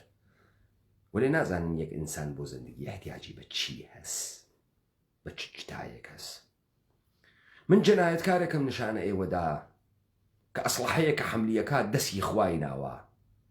جەنایەتکارهایە ترم نیشانتاندا کە لە پشتە قانونە دەسە قانون بوون دەسە خوا ئەی کوشت دەسە قانون نیشەی کوشت وەلێ دەسە خوا کە متتەهم بوو بە جنایەتکاری ئەیزانی لەکوێ بۆ کێ ئەکێشری ئەسڵحەکەی هەمان خەتە ئاهەنێک کە خەریک بوو لەسەر شانە کرێکارانە چینی و کارە بەردەگیە کرێکارانە چینی لە ئەمریکاوەدا ئەنریا هەمان شەڕ داخلیە ئەمریکایە کە دەن ئیدعایە کرد لە شەڕەکە وای پێهاتکە و ئەم شەڕە لەسەر بەردەداری بوو ئەمما دوای شەڕەکەەوە سەرکەوتنە شمال بەسەر جنوبا بەردەداری لە ئەمریکا هیچ لەبەی نەچوو قورستر بوو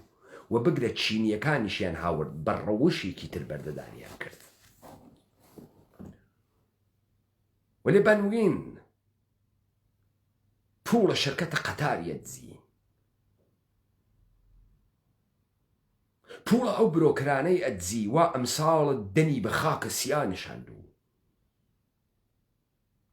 وەلێ لەنزەرت دەنۆ بەن ئینسانە فاسدێک و ئەوان پیای خاسێک و قانون لە پشتیاناوە دەن نەیەتوانی تەسویرە حیزە خۆی تەحملکە ئەیزانی شوویەکی مناسب بۆ ژنەکەی نییە شوویەکی قەهرەمان بۆ ژنەکەی نییە شوویەک نییە کە ژنەکەی پشتی پێ بوەسێت ئەیزانی کە کوڕەکانی باوکێکی تەواو نییە بۆیان ئەم بۆیە لەو جێگە وا ژنەکەی گەرەکی و بەری پێ بگرێوتی مەڕۆ هەچکە ناتوانێت جێگەی تۆ بۆ ئێمە پڕکاتەوە مەڕۆ مەجبور نییە ئەم سەفەرە بکەی وتی من ئەزانم هەم تۆ شەکەتی لە من هەم کوڕەکان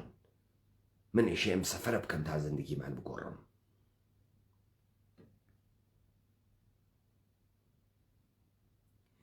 ئاغایە بەنڤین کۆمەکت دەنی کرد یارمەتیە دەنی کرد تا تەسویرە قەهرەمانانە دروستکە لە دیالۆگە مەشهورە فیلمەکە لە جێگەیەکە وا مناڵەکان پێیان وابوو بەنڤین ئینجیلی نەخوێنگە دوعا نازانێت لە گفتوگویەکە کە لە مەسیرە ڕێگەیکەن سوعالی کرد لێی وتی بەدەن تۆ ئینجیلە خوێنگەس هۆ من ئینجیلم خوێنگەس هۆ وەختێ 6 ساڵم بوو باوکم لەسەر پەیکێ ویسکی کوژیە دایکم دەستمی گرت وتی ئێشێ بڕۆین و لە شەرق سەر لە نوێژیان دەست پێ بکەینەوە بردمی ئیسکای قەتار ئینجیلێکی دا بەدەستمە وتی منە ڕۆم بلیتەکان تێرم تۆ ئینجیل بخوێنەوە تا تێمەوە تەواوە ئینجیلم خوێندۆ 3 ڕۆژی پێچوو دایکم نهاتۆ بەنڤین 6 ساڵی بووگە 3 ڕۆژ تەواو ئینجیلی خوێندەگەوە دایکی نهاتۆ بەجێهێشت بەنڤین وەختی چووە ناوە ماڵە دەن کانونە خانەوادەی دەنی چاوە پێکەوت ژنێکی زەریف وا پیاەکی معلولی یەک قاچی هەس و ئەم پیاگە تەواوێک بۆ ئەم ژنە نییە و مناڵهایەک کە لە تەسویرە باوکە یەک قاچیانە قەهرەمانە تیرەندازی دروست کردگە و قەهرەمانە جەنگە ئەمریکای دروست کردگە کە لە توو لە مەسیرەکە مشەخەس ئەوێت هەر لە توو لە سفرەی شامەکە بەنڤین لێ پرسەیەژێ لەکوێ ئەم قاچتە لەدەستدا لە شەڕ لەدەستدا دوژمن تەقەی لێت کرد یا خودی دای لێت بەن ئەزانێ کارەکترت دەن ئینسانە زەعیفێکە ئەزانێت وەلێ بەنە جنایەتکار کۆمەکت دەن و خانەوادەیە دەن ئەکات کە خانەوادە بمێنێنەوە کە گلۆریان بوێت کە کوڕەکانی معنای زندگیان بوێت ئایدڵە باوکیان بوێت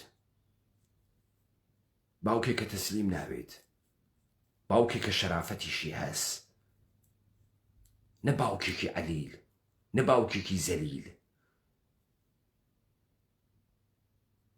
نە باوکێکی مەسلحەتچی بۆیە کوڕەکەی فەخرە فۆشێت بە بەنڤین ژێ باوکم کەروێشکێک لە 50 مترە پێکێت تۆی حتمەن ئەکوشت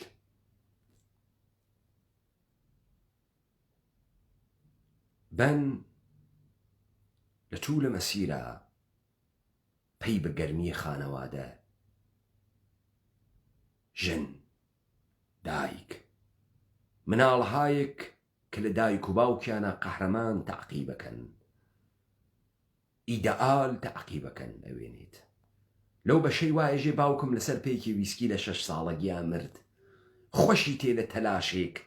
کە دەن لە توو لە مەسیرە بۆ شەرافەتەی کات بۆ ئەوەی کە تەسویرە قەهرەمانێک لە خۆی نیشانە کوڕەکەی بە لە ژنەکەی بدات کۆمەکیە کاکەم تەسویرە دروستکە چون باوکە خۆی ئەو تەلاشەی نەکرد ئەمە نیشانە ئەو بدات دایکە خۆی ئەو تەلاشەی نەکرد بەجێیان هێشت لە 6 ساڵگیە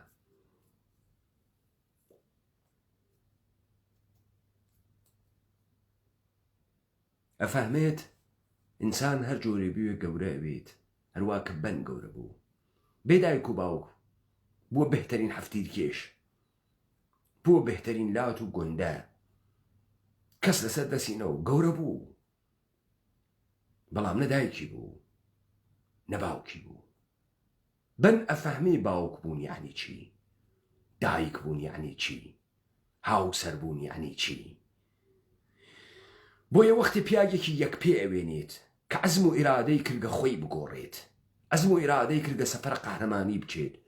و بۆ پوڵ ناچێت بە شوێنە گلۆریە ئەگەڕێت بە شوێنی تەسویری باوکی قەهرەمانە ئەگەڕێت بۆ کوڕەکەی بەجێ بێڵێ تا کوڕەکەی 1 عمر بتوانێت بە ئەم تەسویرە قەهرەمانە باوکی ئەفتخار بکە سەری بەرزوێت نەک باوکی گەمژەیەکی تێ هەڵدریاگوێت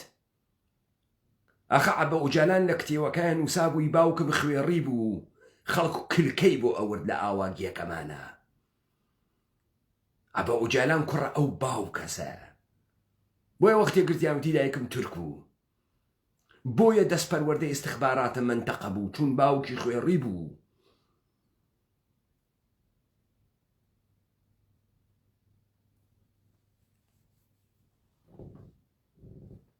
عەزەمەتە بەن و بەزەییە بەن لەگرا دەرەکەوێ. تۆ لە ئەوجە قودرەتە ئەم قودرەتتە بەشکەی بۆ پیاوێک کە ها بە شوێنە شەرەفێ بەدەستی بێری وەلی ناتوانێ یارمەتی بدەی بێتە ساحیبێ و شەرەفە. تەسویرە قەهرەمان و باوکە ئیدەئاڵ شوویە ئیدەئاڵێک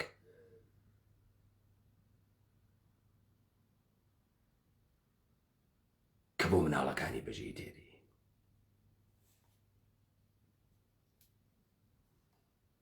کاکی کورد، تۆ کە باوکی چەنێ بە شەرافەت زەندگیەکەی چەنێ. مناڵە تۆ فەقەت نانی نەگەرەکە، کلاسە ڤیالۆن و کلاسە گیتاری نەگەرەکە کە تۆ بە ملکەچی و بە ماستاوکردن و بە قبوڵە جنایەت و بە پێ لەسەر مەردانی گیریان و بە نەبوونە هیچ شەهامەتێک خەریکی مناڵی گەورەکەی. تۆ فکر ناکەی مناڵە تۆ لە زندگیە شەهامەتیشی گەرەکە، فکر ناکەی شەرافەتیشی گەرەکە، فکر ناکەی شناسنامەی خانەوادگیەکیشی گەرەکە، فکر ناکەی بڕێ عەزەمەت و ئفتخاراتیشی گەرەکە ئفتخاری پێ بکە. فکر ناکەی ئەم زندگیە فقط خۆراک خواردن و نان خواردن نییە. ڕەوابەتە ئیجتیماعیشی گەرەکە مناڵە تۆ. ئەم مناڵە تۆ سەربەرزیە ناوی مناڵەکان و ڕەفیقەکان و دۆستان و ئایندەیشی گەرەکە. کوڕوێت ناو سەنگینە خانەوادەی گەرەکە بۆ ئەوەی زدواج بکات و کەنیشکوێت کەنیشکە پیاگەوە حرمەتت گەورەیەک بووێت خەیلە بازاڕە زدواجی ڕەونەقەدا. یا تۆ خۆدێژی بەریەدەم لە خیابانە ڕوادانەیە پەیاکە. تۆ چەنێ ئەم فیلمە توانی دەرکەی؟ کامە لە ئێوە ئەم فیلمە تەماشاکان نایژێ بەنوین چه ئینسانە مزەخرەفێکە، چه تەناقزاتە گەورەیەتە کە خۆیان حەم دەکا. دێ بۆ نادەی لە گشتیان بکوژی، بۆ تێڵی بمێنێن و بۆ وا ئەکەی. چەند نەفەر لە ئێوە بەنوین وێت هەر کەسێ بێتە بەرە داسەکەی بە ئەسڵحە نایدورێت و نایکوژێت؟ چەند نەفەر لە ئێوە؟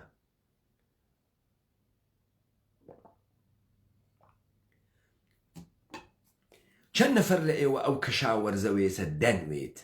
پێشنەهادە $1000 پێبەن ملی بچەرخێنێت و ئەم کاورا بڕوا قبوڵی ناکەن؟ $1000 1800 خوردەیە بکاتە 100,000 200,000 ئێستا مەسەلا. چەند نەفەر لە ئێوە سەرتان بادەن؟ چەند نەفەر لە ئێوە شعارە حیز و سەڵامەتیتان بەلاوە مهمە بمێنێنە و بڕۆنەوە بۆ لای ژنەکەتان ئەباوەشە گەرمە ڕەخت خاوە ژنەکەتان؟ چەند نەفەر لە ئێوە بوتان مهمە ئەو لەحزە ئەڕۆیتە باوەشە ژنەکەت باوەشی پیاکەی تۆوە پیاگەزانی؟ وا لە بیرتانە سەرە جەریانە کەرکووکە وتم ئێمە کەی جامعین؟ چۆن ژنەکانە ئێمە سوحا 8 مارسە حازر ئەوێ لە بەرامبەرە حیزێکی دەرچووگی پێشمەرگا ڕەختخاوەکەی بەشکا بڕواتە باوەشی ماچی بکاوێژێ تۆ پیاگە منی. خجاڵت ناکیشی لە ژێرە و پیاگا خەفی، لە کنارە ئەو پیاگا خەفی، ئەوە پیاگە. دەی ئێمە چەندانە ژنی وامانە واتیا لە جامعەمانە وە شەق کاورا کاتە درێژە تۆ بێشەرەفی؟ چەند نەفەر لە ئێوە وانە واقعن؟ شەرەف معنای هەست بۆتان مهمە ئەوەی کە باوکە مناڵتانە پیاگە، خوی پیاگانەی هەست، شەرەفی هەست، پرینسیپی هەست. گوێت وا پێدادەی کورد وا فکرەکەی چووگی تەحسیرە کردگە فێرە بەرابەری و فەمینیزم و فێرە ئەمە بووگی زندگی ئیجتیماعی بکەیت و وایتە شەبەکەهای ئیجتیماعیە لە چێ سوورەکەیت و عەکس لە خۆت دانیت و ستۆری دانیت و چیقەچیقەکەی. تۆ ئەو شەرافەتە واتیە واقعاً بەفەهمی شەرافەت یعنی چی؟ مناڵێک گەورەی بکەیت چی گەرەکە احتیاجی بە چی هەست چ تەسویر هایەکی گەرەکە لە زەهنیا زانی ڕەنجە مناڵێک کە دایک و باوکی بێشەرەفن چەندێ سەختە ئەزانی فرە کەسێک حەسرەت ئەخوا لەبەرەوەی کە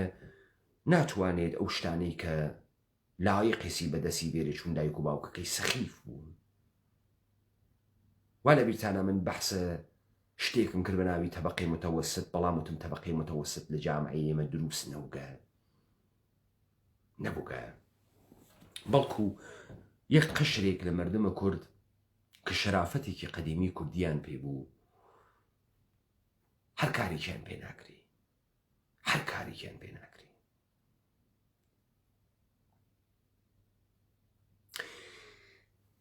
بۆیە کاکەیان تۆ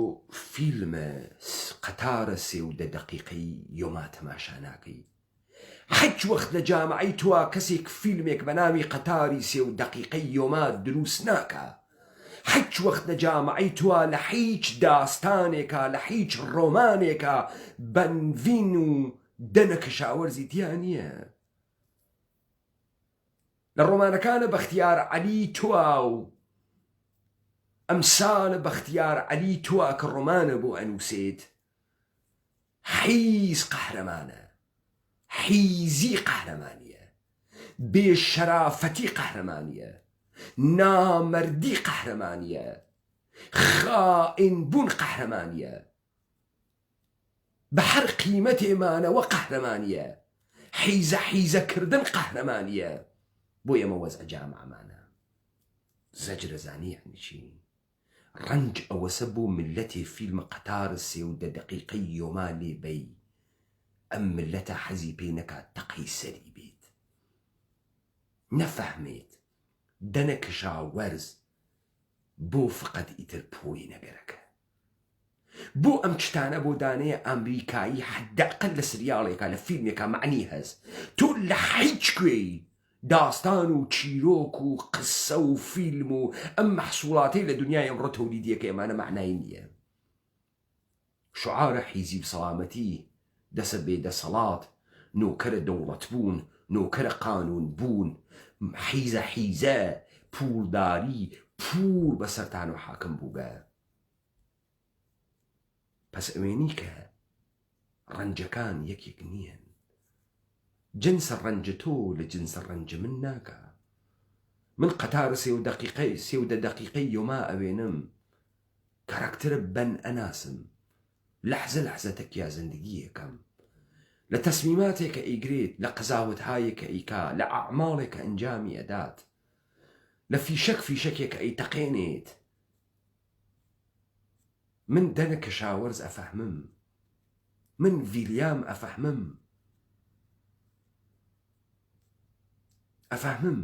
ویلیامێکە کە هەڵ ئەگەڕێتەوە بە باوکی لە ئەوڵە فیلمەکایە ژێت تۆ حیزی ناتوانێت ئاخێزە کوردەوارە سەربەخۆ و ئێمە تەنیا کەسانێک بووین هەڵگەڕێنەوە بە خۆمان وتمان ئێمە حیزین ئێمە لە هیچ شەڕێکا سەر نەکەوتین ئێمە لە هەر کوێ تەقە کریا دەرچوین ئێمە قەهرەمان نین وەینە ویلیامە 14 ساڵە کە لە پشتت درۆ شعارە کورد قەهرەمانە و کورد شەڕکەرە و کورد دلێرە و کورد بێباکە لامان کرد و سوعالمان لێتان کرد ئێوە کەی قەهرەمان بوون کوا ئەم تاریخە گولۆری و قەهرەمانیتانە کوا ئەم تاریخە کەشوەرگوشایی و فەتحتانە کەی قەهرەمان بووگی نە لە قاڵبە مؤسساتە نە لە قاڵبە حیزبە نە لە قاڵبە حکوومەتە حەلیمتانە یەک دەفعە ئێوە بوو شەرافەت قەدەمتان هەڵ نەگرت فرە بێشەرەفن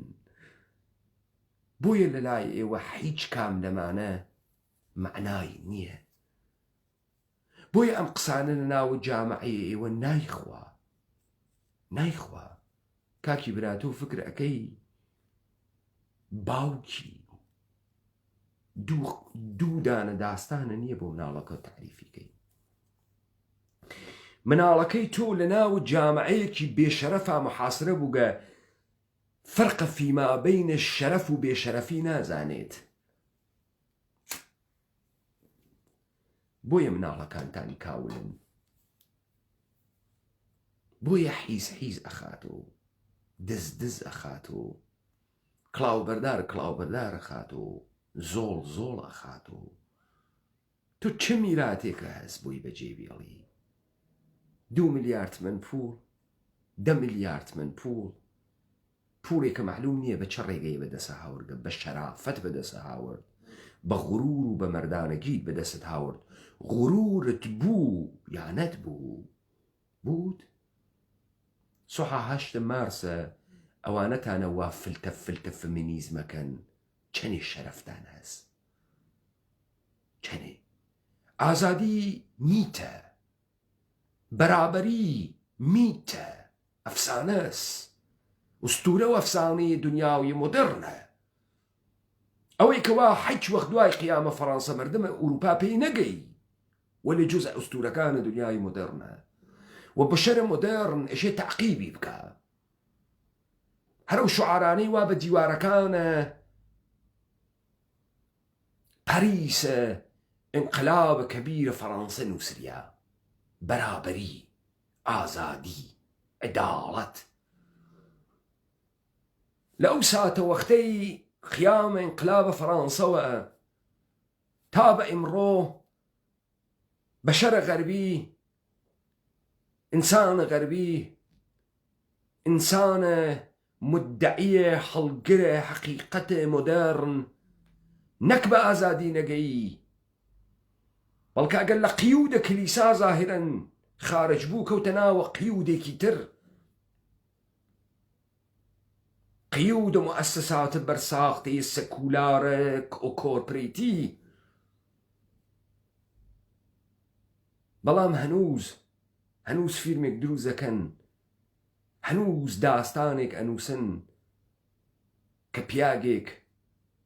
خۆیشی لە تەسویرە حیزە خۆی شەکەت ئەوێ، پیاگێک ئەلا ڕقمە ئەوەی کە ژنەکەی شکایەت ناکات، بەڵام لە تەسویرە حیزەی پیاگی خۆی خەجاڵەت دەکێشی بڕاتە باوەشە ژنەکەی، خەجاڵەت دەکێشی. بۆیە گەرەکی ئەم تەسویرە حیزیە پاک بکات و لە 1 دقیقە لە 1 سانیا بوێت و قەحرەمانێک و عەکس ئەم قەحرەمانیە هەتایە لە زێهنەم خانەوادە بمێنێت.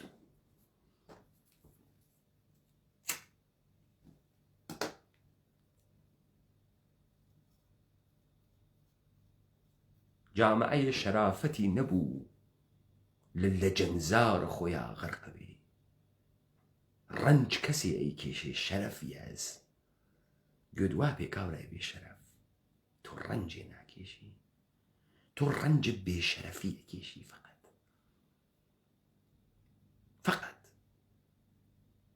ئەویش ساوەزی بووگی تۆی تر. بۆیە سڕ کریاگی ئینسانوارەی حەیرەت ئەکەن لەوەی کە ئێوە نافەهمن ئەسڵەن زندگی بکەن.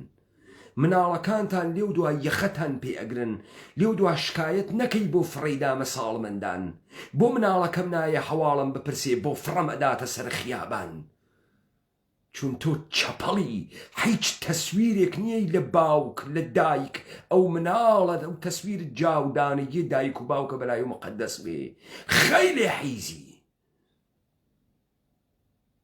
بۆیە تۆ هیچ وەخت قەتارە 13 دقیقەی یۆمان نافەهمی، تۆ ئەفەهمی ڕەنج چه شکڵیە. من دووبارە تۆ ئەخەمە بەرە ئەم سوعالە، سرە بکەیتە ئەولا و 200,000 دلار پێبەن، تۆ ڕەدی ئەەکەی تۆ قبولی ئەەکەی یا ڕەدی ئەەکەی، بەم شەرتە کە مطمئنی ئەگەر قبولی نەکەی ئەو کوژن، کامیان ئەیکەی یانە. پس تۆ ئەوێنی تۆ ئوسوولەن تەعقیبە هیچێ لەم زندگی تەناکەی، ئوسوولەن لە حەد قەرایزە حەیوانی تا نەچوویتە دەر تەبدیل بووی بە ئینسان تا بۆ ئیدەئالەکانت بۆ میتەکان و ئوستورەکانێک کە دروستی ئەەکەی بەها بدەی تا معنیە لە زندگی بکەیت و لە پای ئەم معنیکردنە بوێسیت تا نۆڕم و ئەرزشی بۆ دروستکەی چۆن من و تۆ هاوڕەنجین دەی ئیستە زانیت وەختێ من تووڕە ئەوم هاوارمە کردەموویەوە کەی قەهرەمانن پێش دەرکەی حیز لە چی ئەهات تۆ فەهمیت بەچکە حیزبی فەهمیت بۆ ئەمەی کە لە دنیای ئەمڕۆ زندگی بکەی ئێشێ زەوایای جۆرا و جۆرە ئینسان بناسی تا بفەهمی ئەوەی تووڕە ئەبێژێ بە باوکێژێ تۆ حیزی و من باوکە حیزم نەگەرەک من باوکێکم نەگەرەک و حیز بێت و سەرداخەم دەنگم دلێر نەوێت بێژن کوڕە کێ و پێشن تۆ کێی مەگەر کوڕە فڵانە حیز مەگە نییەی لە کامە مەجمەعە بەیلوملەلیا بە عنوانە کورد من ئەستور وێسیاین حیزەکانە شەڕە داعش فرۆش ئەنتەرەکانە بەردەمە پاپای ڤاتیکان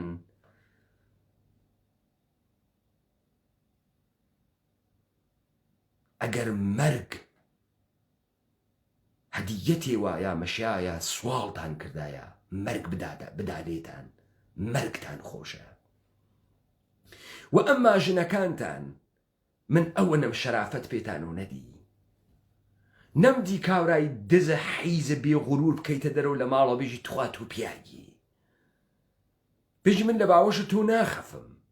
سەرە شانەی تۆ نانێم تۆ پیاگی بێکەرامەت با دوو متر باڵاتوێ با ناوشانە 1.5 متر پانوێ دێ تۆ شەرەفە هەسە تۆ گلۆری ئەزانی یعنی چی غرور ئەزانی یعنی چی ئیدەئالە باوکە قەهرەمان ئەزانی یعنی چی حیزە حیز تۆ ڕئیسەکەت خوڕیۆ ملتا شانە پانتر کردو تۆ بۆ 2 ملیۆن تمەنان بووی تۆ بەسیجی بووی تۆ حیزە عەلیە خامنەئی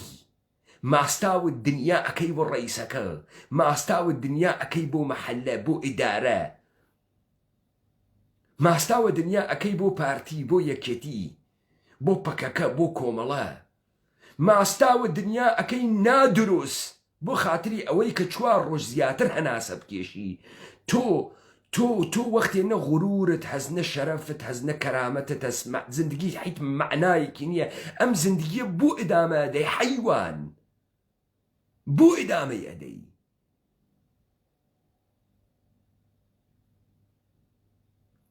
کاورا هەڵەگەڕێت و ئێژێ ڕەنجەکانی من و ئاغای من و پەیمانە حەیدەری یەکێکە لەکوێ ڕەنجەکانە من و تۆ یەکێکە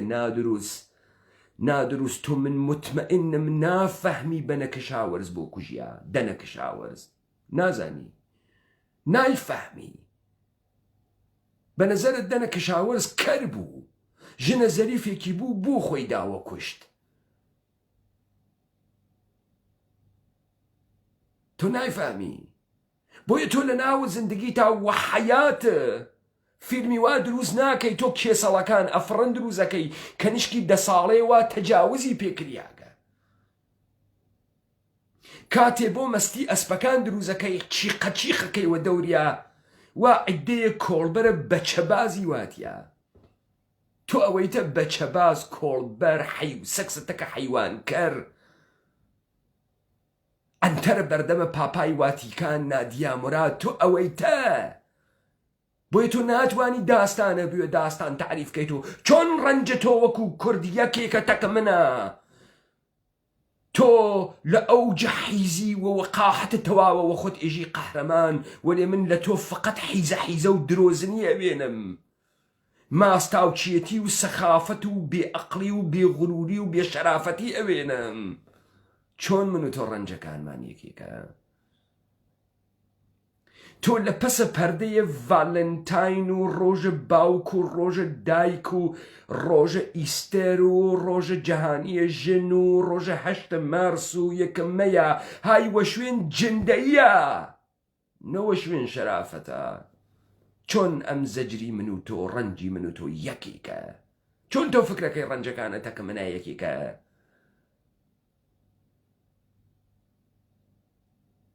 چون تۆ کوردی منیش کوردم، چۆن من و تۆ هەرتکمان کوردین، چۆن بۆ تۆ هەرچی حیزە محتەرەمە بۆ من هەر دەقیقە بووگەنە ئەمانە خەریکە شامەم ئەتەقێنێ کە لەی سەرمە تەقێنی. چۆن من و تۆ ڕەنجەکانمان یەکێکە؟ بەچی ئێژی ڕەنج؟ چۆن تۆ تەحەممولە بووگەنی خۆت ناکەی؟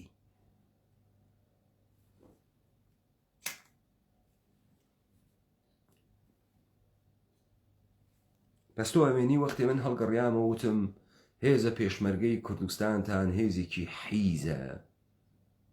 هێزێکی تەجاوز پێکریاگە و حیزیش فەقەت وە خاڵۆی خۆی فێرە. ئێوە بۆ دەم کوتکردنە مەردمە ئێمە دروستکریاگن. تۆ نەتفەهمی ئەمە ویلیامە 14 ساڵەس وا هەڵەگەڕێتەوە باوکە حیزەکەی ئێژێ تۆ حیزی. من وتم لە ناوە ئەم هێزە پێشمەرگەی یەک کودتای سەربازی نەکریا، یەک فەرماندەی پێشمەرگەی یەک فیشەکی نەدا لە ڕەهبەری بیکوژێ. تا ئیستە یەک نەفەر پێشمەرگەی ئێمە یەک نەفەری بە عنوانە ڕەهبەرە حیزبی بە عنوانە خائین تەرۆر نەکردگە بیکوژێت. عجیبە عجیب لە تاریخ پڕ لە خیانەتە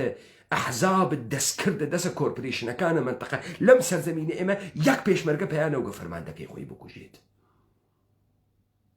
دەیتۆ وەمانە ئێژی مبارز؟ مبارزە کێ؟ بۆچی چووگەسە ئەوێ؟ بۆچی چووگەسە ئەوێ؟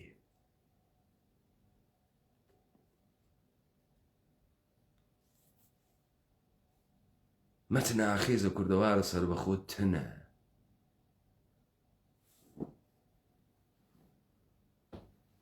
چون تۆ هیچ وەخت ڕەنجت لە شکڵ ڕەنجە ئێمە نەوگە تا بفەهمی مەتنە ئێمە بۆتنە.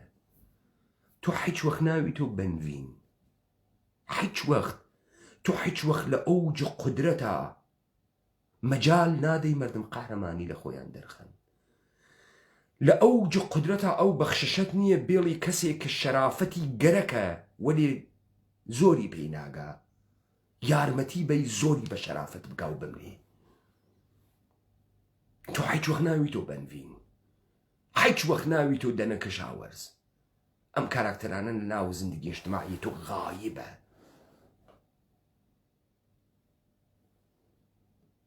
بۆیە پێتانێژم جەهان بگەڕێن،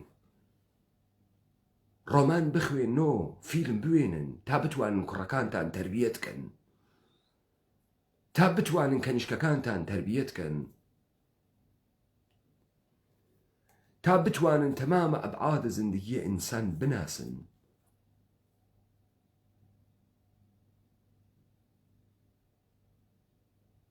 زانی بۆ داسایۆفسکی ئینسانە مهمێکە، بۆ خاتری وەی فرەیەک بەر لە فرۆید و یۆنگ و ئەدلەر لە داڕشتنە کارەکتەرەکانە ناو ڕۆمانەکانیە ئافەتەکانە ئینسانی هەڵبژارد. وتی هەر شخصیەتێکی شکلیە،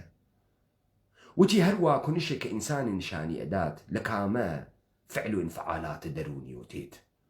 لە چی تێت. بۆیە ئەگەر ڕەوشەن فکرێکی متەزەلزلی وەکو ئیڤانی نیشان ئەدا کە لە بینە خەیر و شەڕاگیری کردگە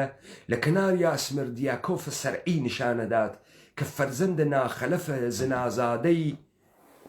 و حرامزادەیە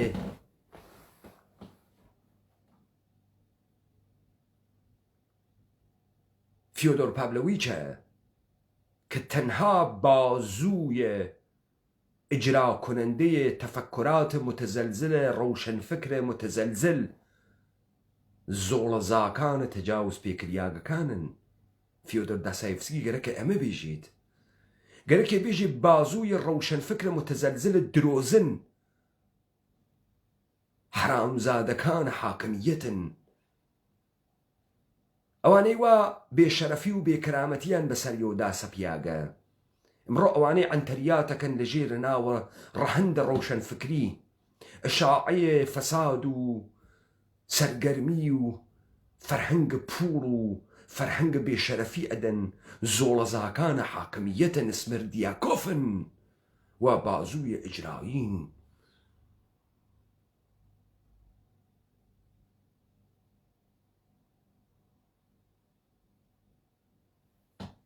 بازوویە ئیجراییە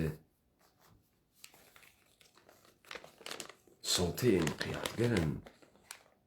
چۆن جنس ڕەنجەکانە ئێمە یەک شکڵیە چۆن ئێمە وەکو یەکین چۆن هەم تۆ کوردی هەم منیش کوردم بۆ فەقەت لە مەتنە ئاخێزا تۆ ئەمانە ئەوێنیت لە هیچ ترە نایوێنی بۆ تۆ هیچ وەخت نەتوانی دروست تەحلیلکەی دروست مەتنە ئاخێز بخوێنی تۆ چۆن فکرەکرد من و تۆ هاوڕەنجین چۆن فکرەکەی من کرماشانیم تۆ سنەیت و هەردکمانێژن کورد ئەوەی من تەجروبەم کردە تۆش تەجروبەیەکەی بۆ تۆ گوریلا قەهرەمانە بۆ من گوریلا حیزە کوڕە حیزە کارمەندە دەوڵەتە ئێرانی و دەوڵەتە تورکیە ئەحمەقێکی بێدایک و باوکە واکن و کە لەبەر نەو گەبڕوا پێیا چنیدا لەسە و شاخانە و لە نابوودی ئێمە سەهیم بووگەوە دەسی گرتگە بۆ تۆ پێشمەرگە مقدسە بۆ من پێشمەرگە حیزێکی دەرچووی تفەنکی نظامت جوولەکەس ئەنتەرت جوولەکەس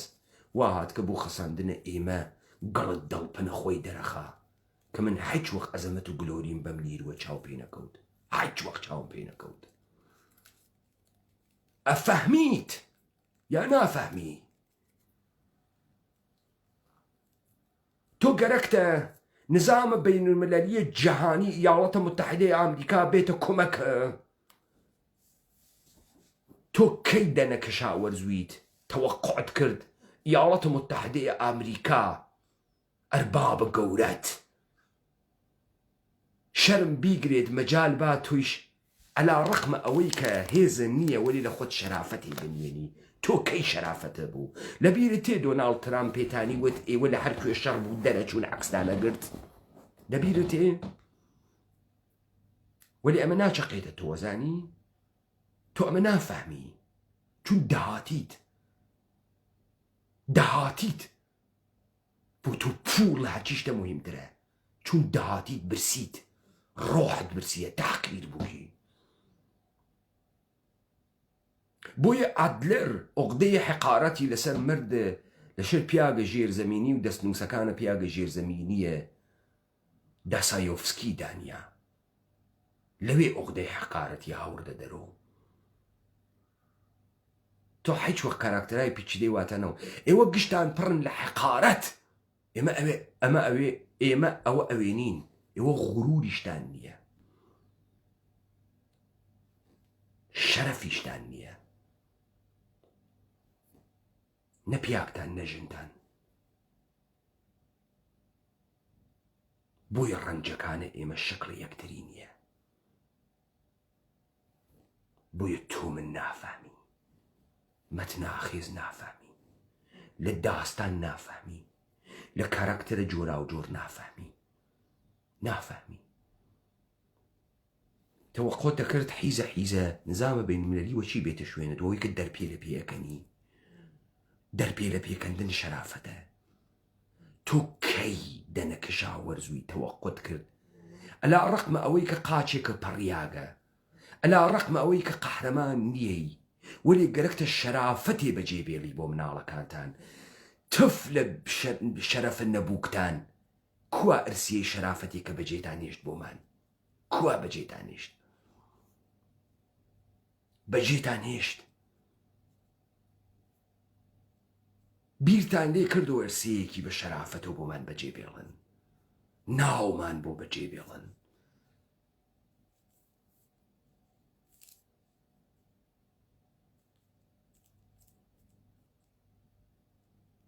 ئەمە سەکە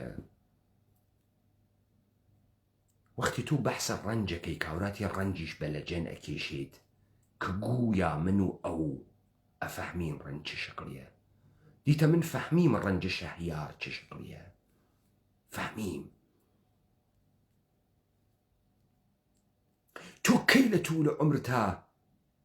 هاوسەرەکەت ئەوەنە عەزیز وگە مەعشوقەکەت ئەوەنە عەزیز وگە ئەوەنە ڕۆمانست فەحمیگە بزانی وەختی شەهریار ئێژێ تەنتەرانەمان دروست کردم شەو تەنتەرانە یعنی چی؟ حەج معنایەکی بۆ دنێ نافهمی، باوەڕکە نافهمی، باوەڕکە نافهمی، چون تۆ سەکسەکەت وە وایەگرا ئەەکەی و ترامادۆڵێکەی و ئەسپرەی بێ حەسکونەندە ئەیکەی، لە پەسە ژان ڕەپۆڕ نهایکەی، تۆ تەنتەرانە نازانی یعنی چی؟ حەج وەخت نایفەهمی.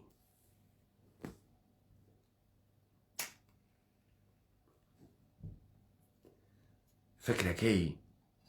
بە تەقلیدە سەتحیکردنە لە ڤالنتاین بازی و هەدیە یەکتریدان. تۆ ئەزانی ڕۆمانس چییە؟ تۆ تەمرین ئەەکەی لزەت و خۆشەویستی بوێنی؟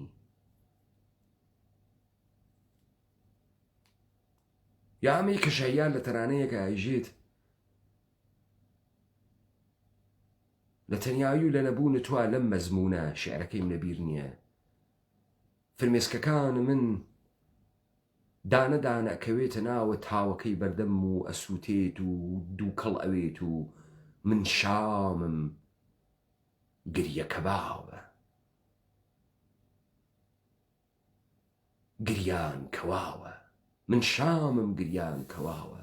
تۆ واقع نەفەهمی گریان کەواو یعنی چی؟ دەرکی ئەەکەی چۆن فکرەکەی ڕەنجەکانم تۆی شکلیە. تۆ کەی لە ئەعماقە وجود تۆ ئینسانێکت خۆشگەرەک بووگە لە ئەعماقە وجود تۆ نەلەشی بە تەنهایی، ناوی هەناسەی بۆی معنای بۆ تۆ بوو کە ئیستە نەبوونی بوێ وەو خەلەئە کە لە فراغیا ئێشەکانی ئەوێ بە فرمێسک و بە چاو تاتێتە خوار و ئەکەوێتە ناوی تاوە خاڕیەکەی بەردەمە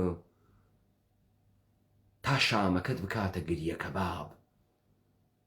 تۆ هیچ وەخت مەفهومە گریە کەباب ناتوانی دروستکەی، چون تۆ هیچ وەخت نەتزانی گە خۆشەویستی چییە، وەتزانی گەسە مەمکتلاندنە.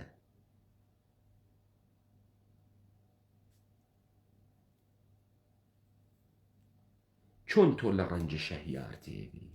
بۆیە لە لای تۆ تەرانە دروست ناکرێت، دروست ناکرێت. خەڵسیاییان لەیلیگیان وەی چه نازەنینی هەنە 400 ساڵە پێش بۆ دەورانە خۆی دروستکریانە. تۆ ئەمڕۆ ناتوانی تەرانە دروستکەی. کێ ئەم مەردمە حاجە لەفتەی دروست کرد؟ چۆن تۆ فکرەکەی دەردە من و شەهیارە قەمبەری یەکێ نییە، من ئەیفەهمم تۆ نایفەهمی، تۆ نایفەهمی، تۆ حەز بە موعینەکەی. تۆ مەکەیە عشقی و من عاشق ڕوو بە قبلەتە.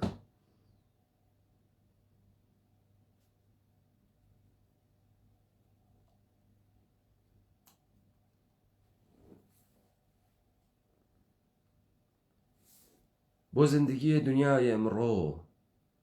بۆ میزانە گەورەبوونە گۆستەرێ ژیانە ئەمڕۆ، جەهانی بوونە تۆ ئەوە نییە تیرامیسە و بخۆی، ئەوە نییە پێکێ شەرا و هەڵبەی مەسکەی بێتە ناو خیابان. شی بفەهمی ئەبعادە زندگی ئینسانێک کە لە ناو جامعەیەکی گەورەی بەشەریا زندگیەکە چی های گەرەکە بۆ زندگی، چی های گەرەکە بۆ زندگی. تۆ ئەشێ بفەهمی دەردە بێناوی چ دەردێکە،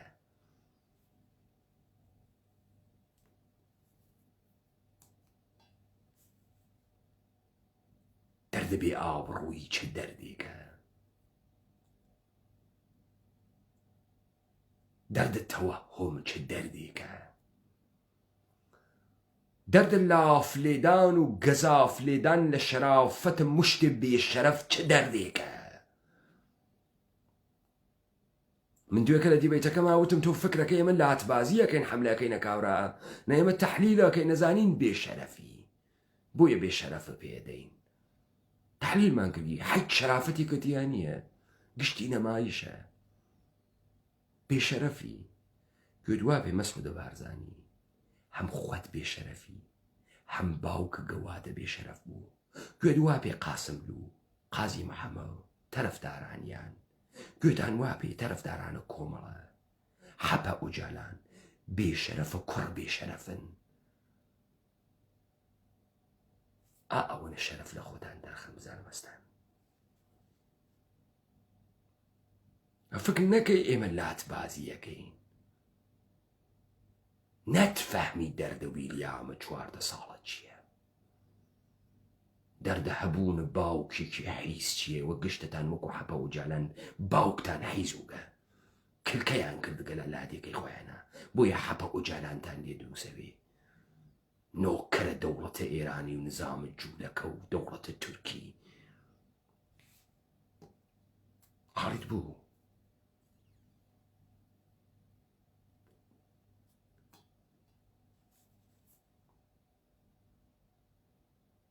ئەگەر ئەمڕۆ تاقتاکی ئامریکاییە دەرتێت نەفەسێکە کێشێت، ئەوانەنە وا ئەفەحمن کاراکتەرە بەنوین کێس، کاراکتەرە دەنەکە شاوەرز کێس، ئەمانە بۆ تۆ معنای نییە مطمئینوە. ڕەوابەتە متعددی جنسیەت چەپەڵ لەناوە سریاڵێکی تورکیا بۆ تۆ معنای هەست. کاراکتەرهای حیز ڕۆمانهای حیز خاوەرمیانەیە حیز بۆ تۆ معنای هەست.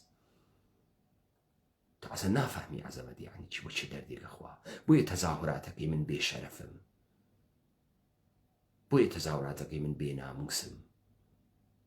بۆیە مشکڵە بۆ گەسە ئەوەی ناوگەڵت دەرخی یا دەری نەخی. تۆ حەجێکی تر نافەهمی، وای تا حەدم مەڕوو ماڵاتە، لەزا ڕەنجە من و تۆ شکڵە یەکترین یاغە گیان خۆت مەلکێنە بە ئێمەوە. ئاخێزە کوردەوارە سەربەخۆ ڕوو لەوانە ئەکاوە هەنووز ئینسان ماگن،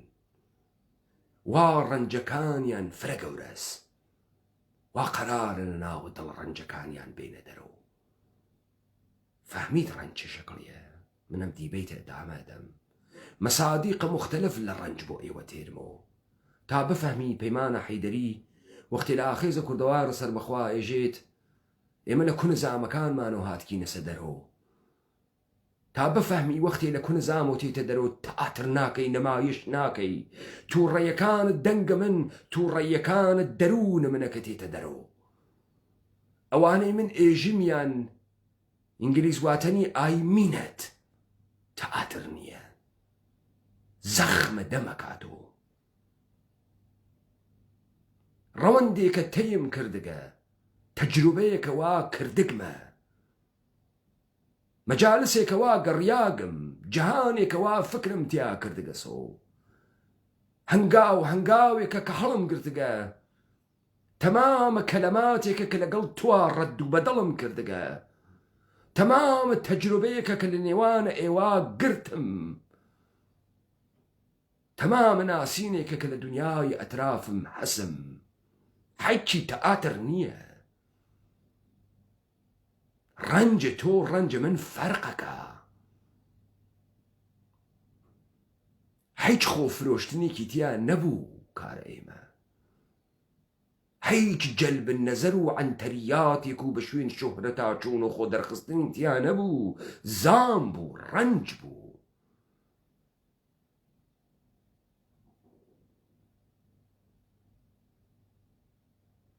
چه میراتێ جێتێڵین بۆ مناڵەکانمان؟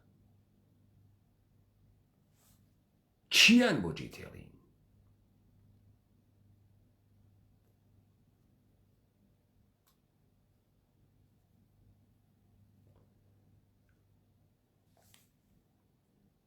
ئەم دیبەیتانە ئێمە با بمێنێت بۆ ئەوانەی کە ڕەنجەکانیان ئەناسن، ڕەنجەکانیان تەعقیبەکەن،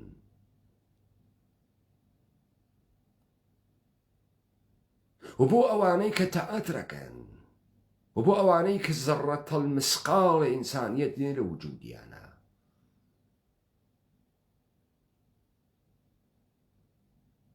تەوەجۆتان کرد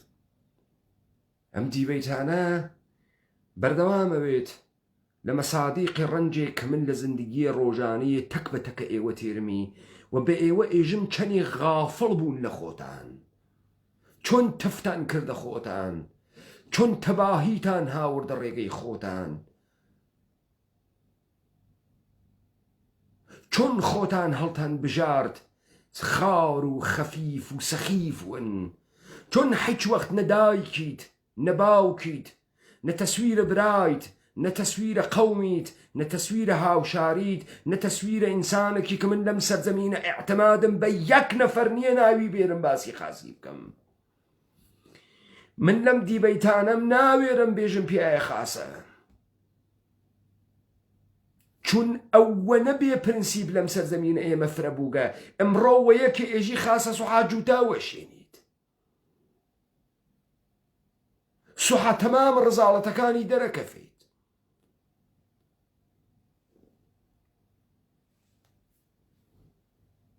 ئەمە کاولستانێ وایەنتیە و تۆ ئیشێ بزانی لە کامە کاولستانی تا دەسی بۆ بەیتە سەر و بەری پێ بگری بەم کاولیە. ئەمە بەم معنان نییە یارانە خێزە کوردەوارە سەر بەخۆ خەڵکی کوردەوار، بەم معنان نییە ئێمە تەسلیم بووگین، ئێمە تەسلیم ناوین و تەسلیم نەبووگین. ئەم دەنگە هاوارەکە کە بەر بەم بوتڵانە بگرێت، بەر بەم نابودیە بگرێ و بەری پێ ئەگرێت. مطمئن بن کە بەری پێ ئەگرێت. بۆیە من ئاوێنە لە بەرامبەرە خۆتانە دائەنێم کە سادق بن لەگەڵ خۆتانە، سادق بن، قەهرەمان لە یەک لەحزە تێتە دەرۆ. تەواوە عمرت زندگیت کردگە 40 ساڵتە 50 ساڵتە 30 ساڵتە، لە یەک لەحزە تۆ زندگی ئەەکەی بۆ یەک لەحزە کە حەقیقی ئەوی تۆ. بۆیە من تەواوە مشتومڕە خۆم ئەەکەم وەختێ من تەسویرە ڕەنجەکانە خۆمم ئەوەت مەشیایە یەک لە دوا یەک مەسادیقم بۆ بە هاوردایەوە تا تۆ بفەهمی جنسە ڕەنجەکانە ئێمە لەگەڵ یەکتریا چەنێ فەرقەکە.